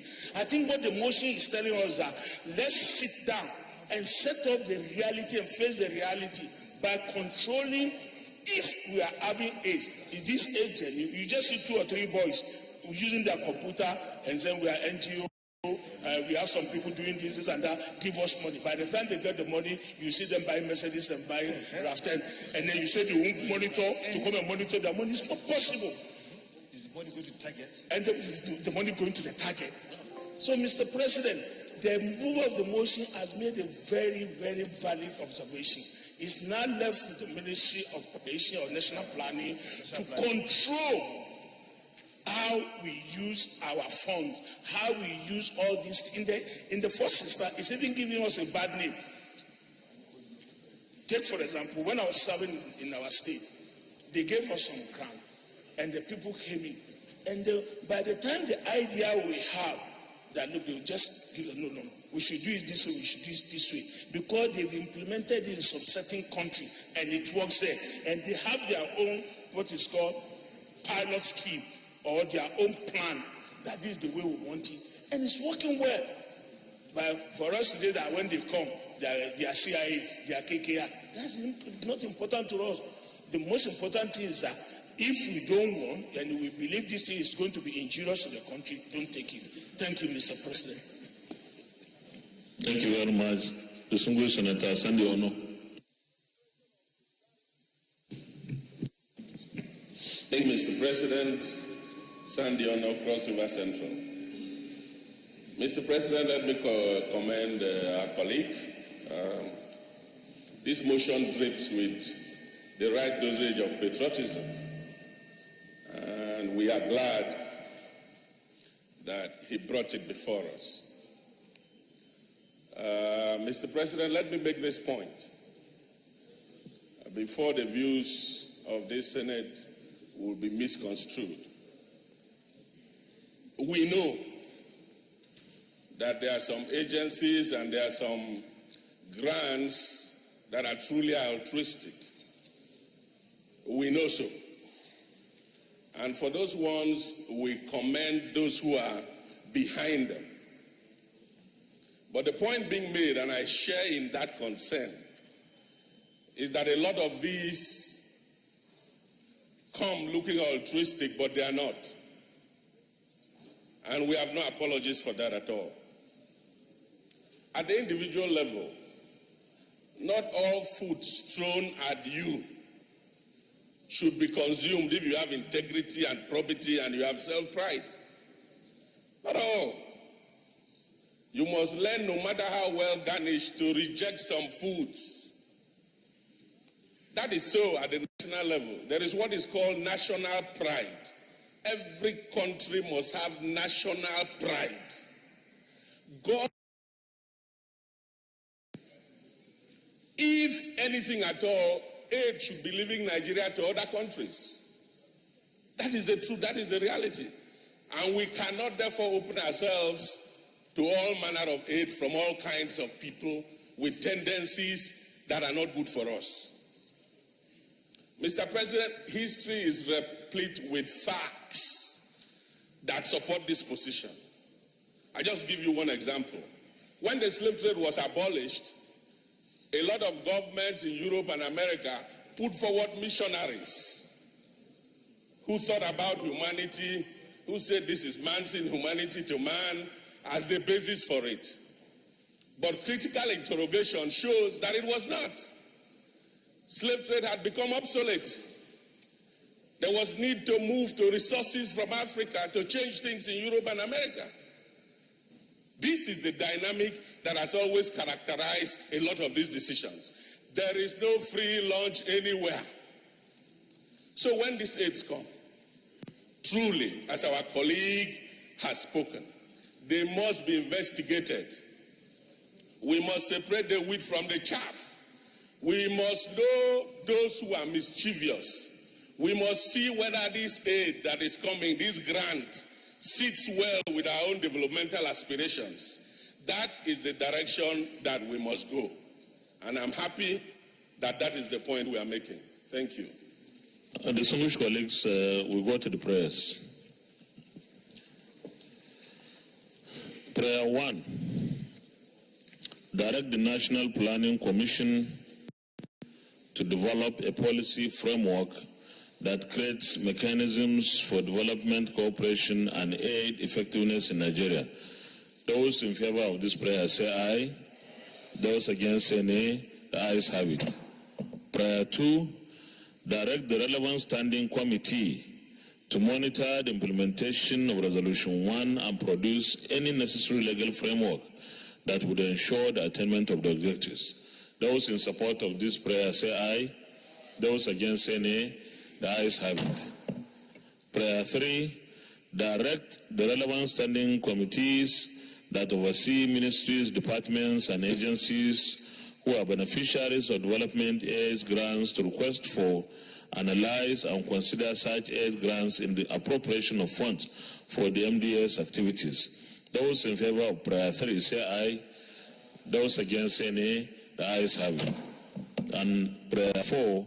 Advise the state planning commissions and House of Assemblies to domesticate and implement federal policies and laws that will enable the states to achieve its effectiveness. Those in support of prayer 4 say aye. Those against say nay. The ayes have it. Distinguished colleagues, I think we have defined one of our... Any additional prayer? Additional prayer, Chairman. Mr. President, distinguished senators, Dr. Surajuddin Akibola Bashir of Central, the relevant committees of the Senate should come up with effective legal framework for regulations of NGOs and CSOs generally, and in particular, foreign funding of these organizations. Are you amending or additional prayer? But there's something like that. If you look at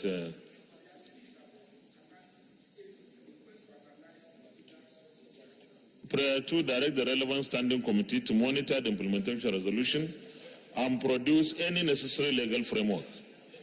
I think that takes care of that. Senator Rocha Sokorecha, additional prayer? Okay, the same thing. Okay, distinguished colleagues, thank you very much for the various interventions. Let me say that this is one of those very important items would form our legislative agenda, because aids to Nigeria particularly should not be treated like it's treated elsewhere in other countries that are less than Nigeria. We must be able to know exactly what the aids are coming for and then streamline them with our national developmental objectives. So the chairman, NGOs and diaspora, you have the task of engaging the national planning together, of course, with the chairman national plan, the committee on national planning, to ensure that we are not going to undertake investigation, but we need to know what the processes and procedures are, the regulations and guidelines, and if we are not satisfied, then we have to come up with a legal framework that will ensure that if there is any aid to us as a country, our people benefit from the aids. Thank you very much. Leader of the Senate.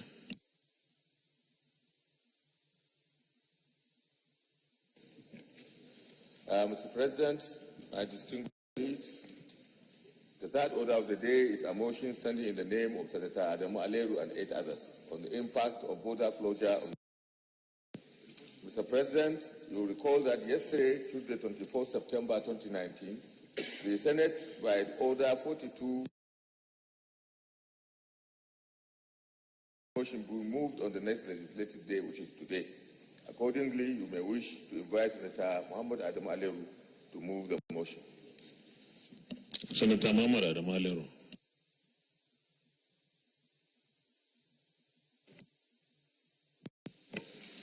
Thank you, Mr. President, my distinguished colleagues.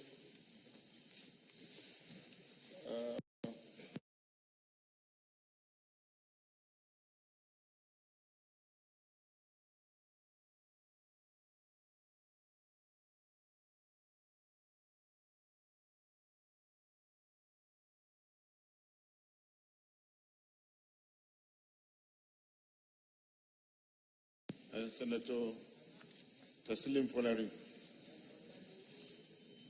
Senator Suleiman Nandokun Ajola, who represents the largest. Mr. President, with this, I move that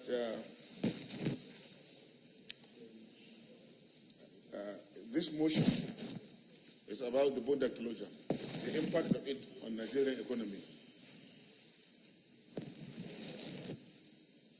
The Senate is aware that the federal government of Nigeria last month temporarily ordered the closure of all land borders, and it was alleged that economic activity in these areas have come to a halt with our neighbors. The Senate is aware that the federal government of Nigeria, the Senate recalled that during the Japan summit at Yokohama, President of Benin Republic met with President Muhammadu Buhari on the sidelines on the 7th Tokyo International Conference for African Development, TEC 7, where President Buhari explained that the borders were shut by the federal government as a decisive measure to curb smuggling of unauthorized goods into Nigeria. The Senate notes that apart from the temporary closure of land borders, the Nigerian security agencies have resolved to secure the country's territorial integrity against transborder crime and criminality. This includes armed banditry and also cattle rustling. The Senate further notes that as a result of the situation in the border towns, the Nigerian economy is experiencing a lot of positive derivatives that is impacting on the country. For instance, oil smuggling has significantly reduced, thereby saving the country billions of scarce foreign exchange spent by the Nigerian Petroleum Corporation, NNPC, to import oil into Nigeria. The group managing director of NNPC, during a press conference recently, stated that smugglers are no longer finding it easy to smuggle petroleum products through the land borders. Consequently, petroleum products have become readily available in every nook and cranny of this country. Distinguished colleagues, you could recall that even last year, our import bill on petroleum products alone was over 2 trillion naira. I'm sure because of this border closure, the bill will come to about 1.2 trillion. This is by no means a very good saving for this country at this point in time. The Senate notes that smuggling of textile and vegetable oil imported from Malaysia through the land borders, which has negatively affected local production, is equally grounded to a halt. The good news of the federal government action is that it has led to the revival of local production of vegetable oil and increased employment generation within the country. Not only that, only yesterday, a colleague of ours brought a motion on production of palm kernels and palm oil. Mr. President, I want to tell this fellow chamber that over 50% of the palm oil that is being imported in this country comes illegally across the border. And they bring it in without payment of appropriate duty. You will see it in yellow jerrycans and it's being displayed virtually in every market in Nigeria. Equally, the smuggling of textile has come to a halt because close to about 40 to 45% of the textile being imported in this country come through the land border. And this is why the textile industries in Aba, in Kaduna, in Kano are virtually extinct. They are no longer existing because they cannot compete with the foreign textile brought from China, India, and other places. The Senate notes and appreciates other products like rice, processed frozen chicken, tomato puree and tomato paste, frozen fish, sugar that come into Nigeria through Benin to Cameroon Republic have also been stopped. Here, Mr. President, I want to state that before the closure of the borders, rice millers and rice farmers were facing a very serious situation to the extent that the millers were threatening even to close. Farmers that went to the farm and produced paddy, they couldn't find buyers because rice had been smuggled into the country without paying appropriate custom duty of 70%. And it's been displayed openly without any challenge whatsoever. However, with this, Mr. President, now virtually all the millers are very busy milling paddy that they buy from farmers. And farmers are now back to farm producing paddy for the millers to buy. As such, a lot of people are getting employment through this. The Senate appreciates other products like rice, as I said, processed frozen chicken, tomato puree and tomato paste, frozen fish, sugar that come into Nigeria through Benin Republic and land borders have also stopped. The Senate further notes that the most impactful of the benefits accruing to the country from this temporary border closure is the positive effect on the security situation in Nigeria. It has made it impossible for smugglers of small and light arms or light weapons to bring them into the country. This has reduced supply of arms and ammunition to bandits and insurgents that terrorize our people. The Senate is aware that the manufacturing sector has suddenly breathed a sigh of relief from the ongoing economic boost resulting in factories coming back into production.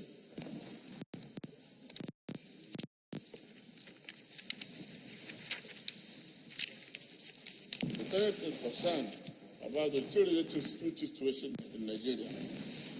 It's slowing down, particularly because arms smuggling through land borders and foreign fighters coming in to boost the insurgency of Boko Haram and the Islamic State of West Africa collaborators has jolted. Accordingly resolved to commend the President, Commander-in-Chief, on the very patriotic decision to temporarily shut down all our land borders in order to rectify the deteriorating effect on our economy of persistent smuggling of products that negatively affect the Nigerian economy and the well-being of our people. 2, urge the Ministries of Foreign Affairs and Interior to increase diplomatic pressure or diplomatic outreach to the government of the Republic of Benin, Cameroon, Niger, and Chad to take urgent measures to stop their countries from being used as smuggling base to perpetuate illegal importation of unwanted goods into Nigeria. 3, commend the Nigerian Customs Service and the security services for their role in intensifying the curbing of smuggling across the borders and assure them that the Nigerian state is with them in their onerous task of ridding Nigeria of smuggled goods and services. Lastly, reassure friendly countries or friendly nations around that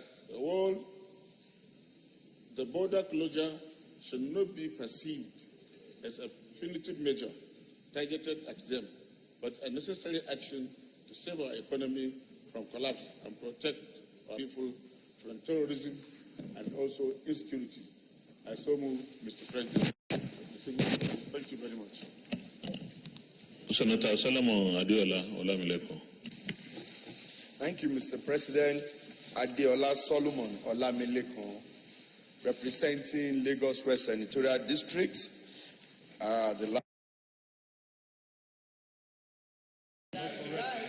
Mr. President, very distinguished colleague, I rise to second this motion in its entirety as moved by my brother, distinguished Senator Alero. Mr. President, one major reason why I'm standing up to contribute to this motion is my senatorial district borders Benin Republic. Badagry precisely is the border between Nigeria and the Republic of Benin. Mr. President, the prayer sought for by the movers of this motion, I quite agree with it in its entirety. We should commend the President of the Federal Republic of Nigeria for taking this proactive action in trying to curb the excessiveness of the smugglers at our various borders across the country.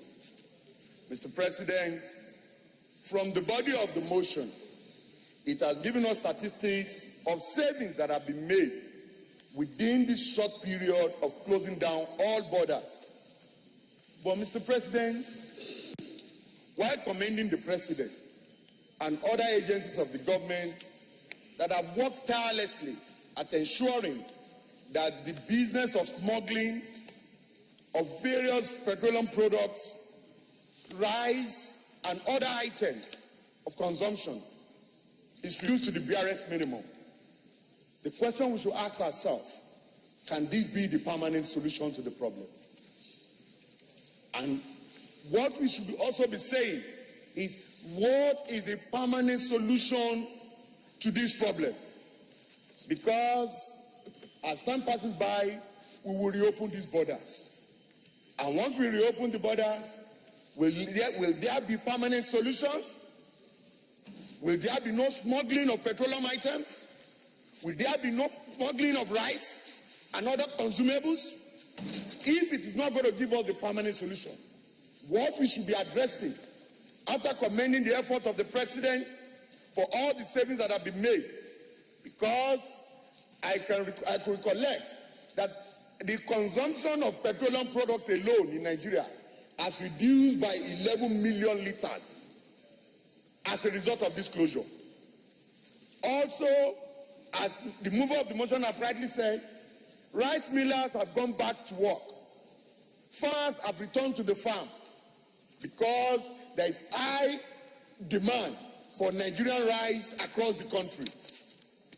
I can tell you for free, sir, one of the marketers of this rice make it known to me that he has made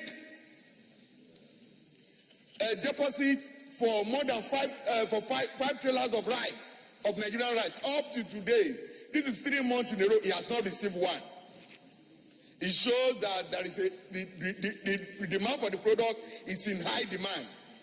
So, Mr. President, I want us, using our various standing committees of the Senate, who are responsible for this particular issue of border controls, to go to work immediately and provide solutions that are permanent in nature as to what we can do to ensure that our border is safe, that there is no smuggling of products into our country is reduced to the barest minimum, and foreign exchange. We are receiving more foreign exchange into the country.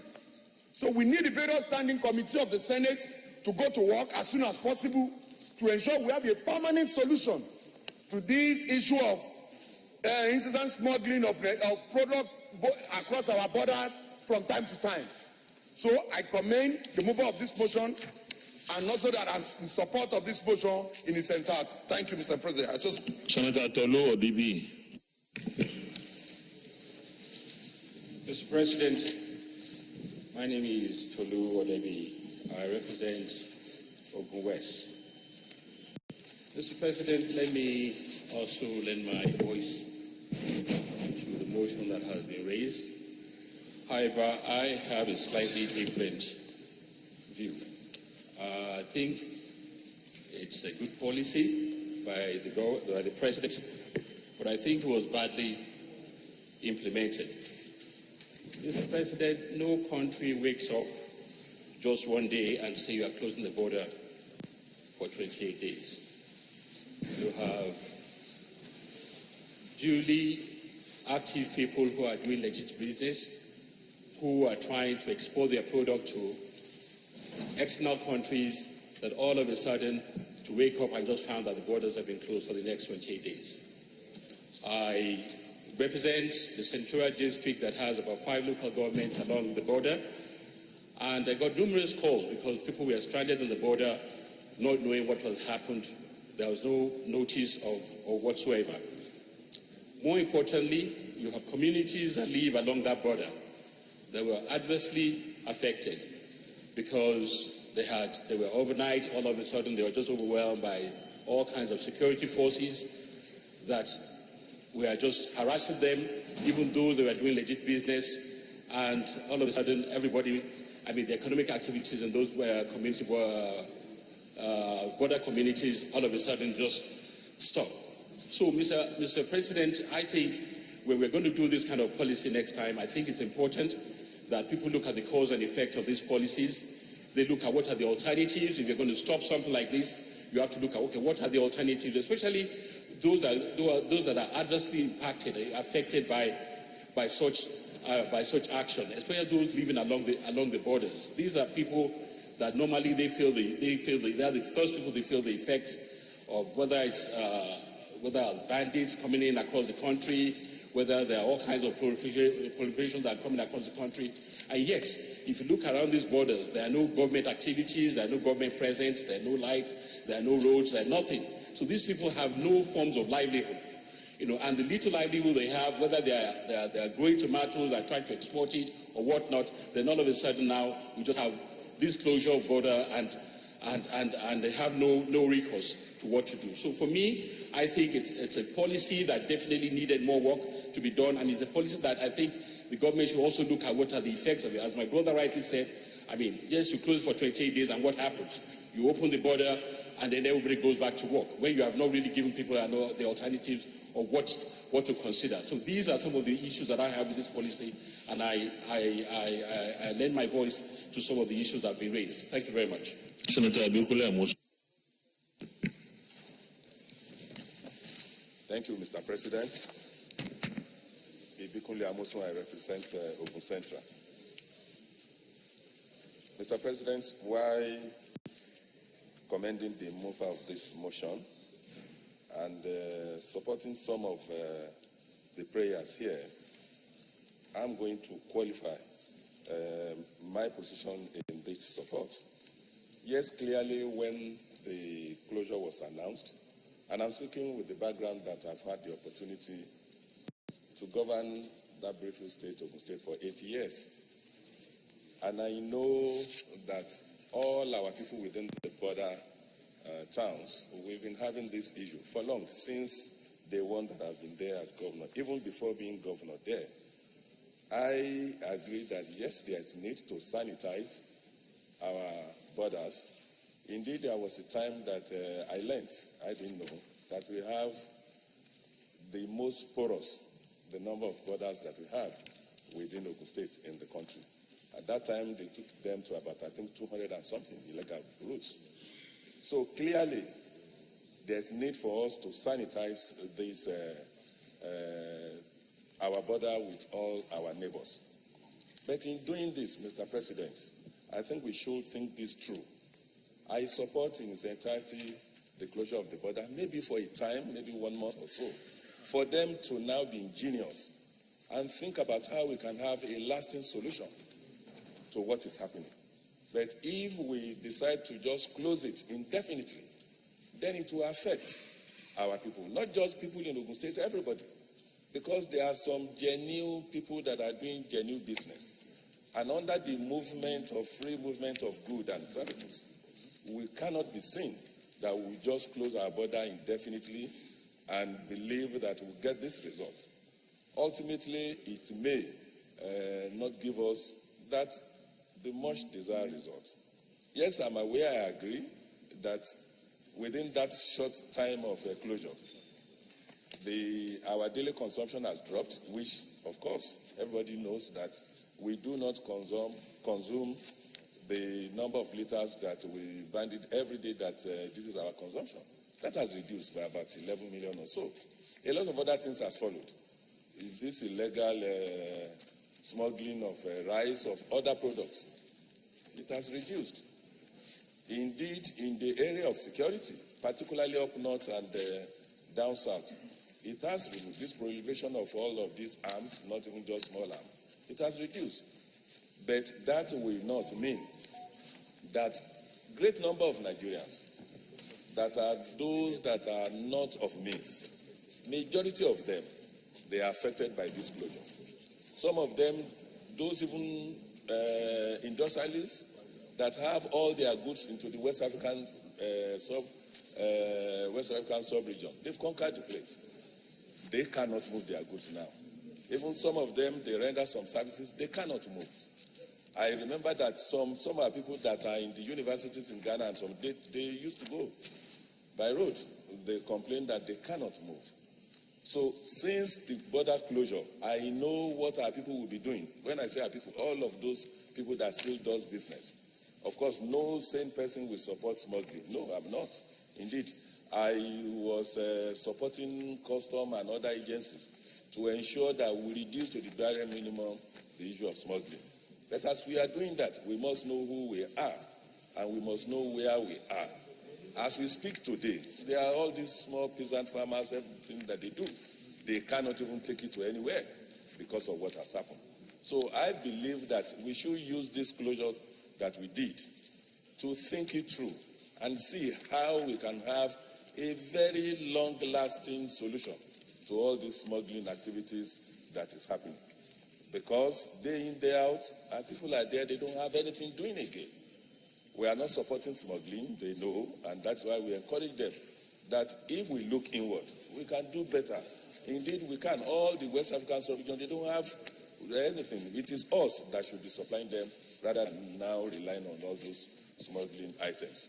So, once again, in supporting this, with this qualification that I've mentioned, I believe that custom and other related agencies, particularly even our security agencies, they should all come together and fashion a long-lasting solution to ensure that, yes, at times like this, we may close our border just to allow us to think solutions through that will be long-lasting.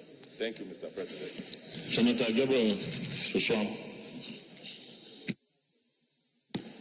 Mr. President, I'm Gabriel Suswan, Benue Northeast. Mr. President, let me also lend my voice to this very important motion and to also support those who are canvassing for a permanent solution to this problem. Mr. President, when, before we went on recess, the issue of the African Trade Zone Agreement was signed here, I did mention that that could be a double-edged sword. We have multilateral and bilateral agreement. Within the West African sub-region, we have the ECOWAS that we've signed to that allow us to open our borders to all kinds of people and persons. And so why closing our borders? We must be mindful of some of this agreement that we've entered into so that we are not seen as a country, like a rogue country that goes into an agreement and thereafter begin to do something else. But having said that, Mr. President, like have been said here, what is the permanent solution? And how do we address it? I have watched the American president talked about the border problem with Mexico. And what he did was to simply engage the Mexican government and give them preconditions that if we don't do this, we will close our border permanently. And I've seen that the president of Mexico took it upon himself to make sure that people who are illegally moving products or even themselves into America are stopped. And so I think that the way forward, Mr. President, is for us as a country to engage those countries that border us, because we seem to have a long stretch of border that runs into hundreds of kilometers. The only way we can put a permanent solution to this is for us to patrol this border. We had the Border Commission. They used to have aircraft. Are those aircraft still working? Of course not. The immigration that is saddled with the responsibility of controlling movement of human beings, in most border posts, you don't have them. I know that Benue, part of Benue, which is my senatorial constituency, borders the Cameroon. And there is an entrance that is not known to any person, vehicle passing in and out. So if we now concentrate on closing areas that we know, what happens to, as the last speaker said, what happens to those parts that we do not know? And so we need to find a solution that is more permanent than this temporary closure of border. But then that has been done by the president. We are commending the president for doing that. We all want to commend him, and we're happy that he was bold enough, in spite of some of this agreement we've entered, to take that decision for the interests of this country. But beyond that, as representative of the people, how are we going to support the president to find a permanent solution to this? And the only way we can do is with the power of appropriation. We have the power to allocate money to the first and foremost the Border Commission. Let us have those aircraft that are used to patrol our borders. None of those aircraft is working. Let us make sure that we identify areas where these people are carrying all these nefarious activities. Because there are roads. If we go to Kebbi, for instance, I've been to Kebbi. You know, you put one leg one side, one leg, you are in Niger and in Nigeria. Those areas are not manned by any person. And those are veritable routes where these people are doing their smuggling activities and doing all sorts of things. Until we have the Border Commission working and the immigration and custom living up to their responsibilities, border closure temporarily will not solve the problem, as has been canvassed here by a lot of us. So let us, as a Senate, give the president the support that he needs for us to secure this country, not just from smuggling, but from terrorism, as been canvassed by Senator Aleo in his listening. So, Mr. President, I also strongly support this motion, but, Mr. President, I would want to, when it comes to amendments, I hope you will allow me to introduce an amendment in some of the prayers. But otherwise, this is a very good motion. We commend the President for doing it. But let us support the President with the power of appropriation for him to find a permanent solution to this border problem. Thank you, Mr. President. Senator Comrade Patrick Abomoro. Thank you, Mr. President, for this opportunity. Mr. President, I support this motion to the extent that it talks about stopping smuggling across our borders. But, Mr. President, I think that we are administering a wrong dose of medicine for a sickness that seeks to kill us. And, Mr. President, I think that when issues of this nature occur and smuggling is involved, closing our borders, certainly, to my mind, is a list of options. Mr. President, as I speak to you now, we have about 87 legitimate legal routes into Nigeria. On the contrary, Mr. President, we have over 1,097 illegal routes into Nigeria. And one of the bans of our security agencies manning our borders has been, Mr. President, the inadequacy or incapacity of the agencies to man even the illegal routes than the legal routes. And so, Mr. President, when we close the legitimate routes, the problem of our people is compounded by the fact that those who do legitimate businesses are also stranded and caught in the crossfire. As I'm talking to you, Mr. President, today, our legitimate legal importers of goods are stranded at the borders. Some of the goods are perishable. They waste. Even those who have paid legitimate titles, duties, are not even allowed to cross the borders. It may interest us to note that we are more of a consuming country than a manufacturing country. And so most of the goods items that we consume here are imported across our borders. And so when we close our borders, the problem is more on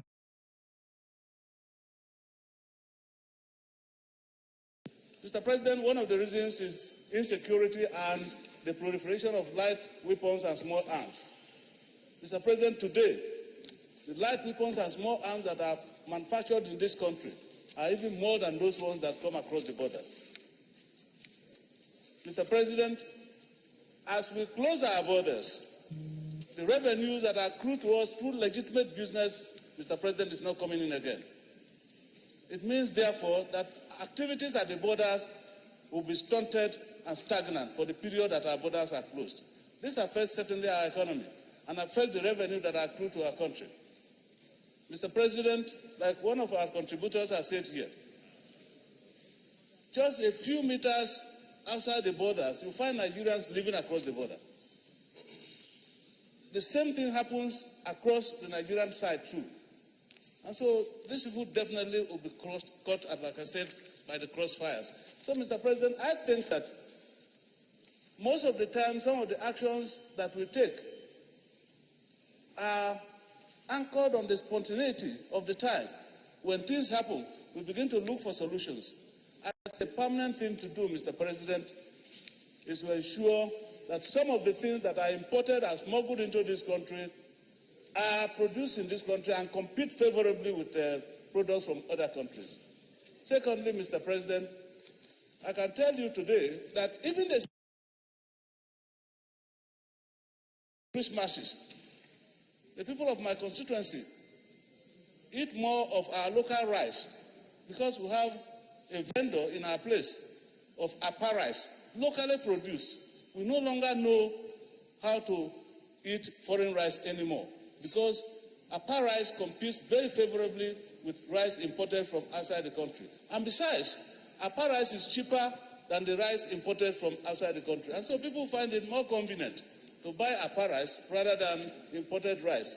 So, Mr. President, while we commend the President for making efforts to stamp out smuggling across the borders because smuggling is evil, we must address ourselves as a nation on the appropriate steps to take so that the preponderance of the negative effect against the positive effect of what we do does not fall more negatively on our people and consumers than the positive effects.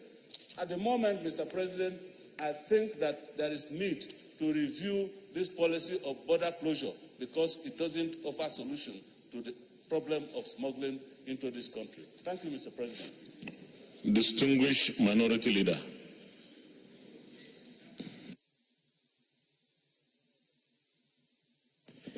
Thank you, Mr. President. My name is Naya Bariki.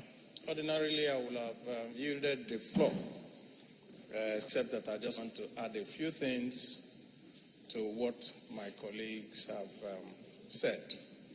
Let me first thank the mover of this motion for doing a very great job of public relations for the federal government, because what he has done is to take it step by step and said everything is nice. Let me also thank my good friend Olami Lekon, whose senatorial district, like he has said here, is based on smuggling. Did he say that?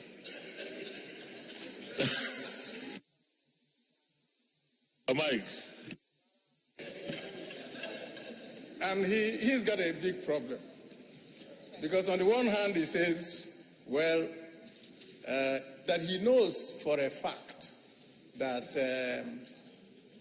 the consumption of petrol has reduced by 11 million liters. In other words, what he's telling us is that this closure should be permanent so that we no longer will continue to spend money on 60 million liters. Let me also commend the governor of Ogun State, who also didn't help. Former governor of Ogun State. Governors around, like Carlo and all that, we are very, very careful when we want to say something. Former governor, by also helping us to let us know the real problems of this motion. Because the motion, really, as a former minister of Interior, Abamoro, has posed on this floor, is also, where do we go from here? Should this be a solution? And as a former minister of Interior, he has given us very frightening statistics. 87 official borders and more than 1,000 unofficial.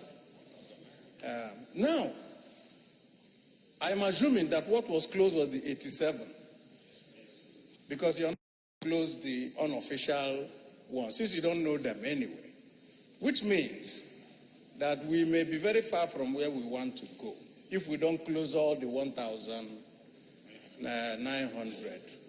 And so we will also ask the appropriate agencies to liaise with Abamoro so that we will see how we can make sure that everybody. Then, the obverse side of this, as opposed to what Senator Alero has said, that the rice mills are working, we are getting from the reports in the newspapers every day that, on the contrary, prices have gone up. It may be a temporary state for our people to suffer temporarily. So I join Senator Debi to ask that there should be a time frame that we must be given, because leaving it open in this manner does not give us, and I also join my colleagues who have also asked the question, what do we do with this time that we now have the borders closed? Incidentally, I have a relative who goes to school in Benin Republic. And he has told me he can't go because he can't even fly, because they said that the flights don't go to Benin or to Togo. The only flight you get is the ones that go to, I think, Ghana, to Accra. And then for him to now go there, to come back through that side, he can't come by road too. So there are difficulties, just like has also been pointed out here, for legitimate Nigerians who do their business, who run their own things, who have a difficulty with it. That is why we want to have a time frame, so that anybody who wants to do anything, we say, okay, Nigeria is using 1 month, 2 months to get our acts together. Finally, Mr. President, distinguished colleagues, what is the job of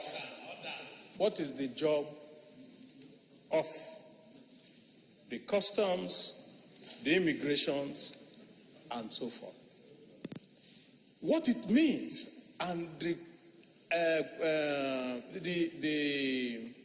what we're getting as what has led to this is the failure of those people doing their job. Because your job as customs officials or whatever, immigration, is to be able to let legitimate trade go through and illegitimate trade not go through.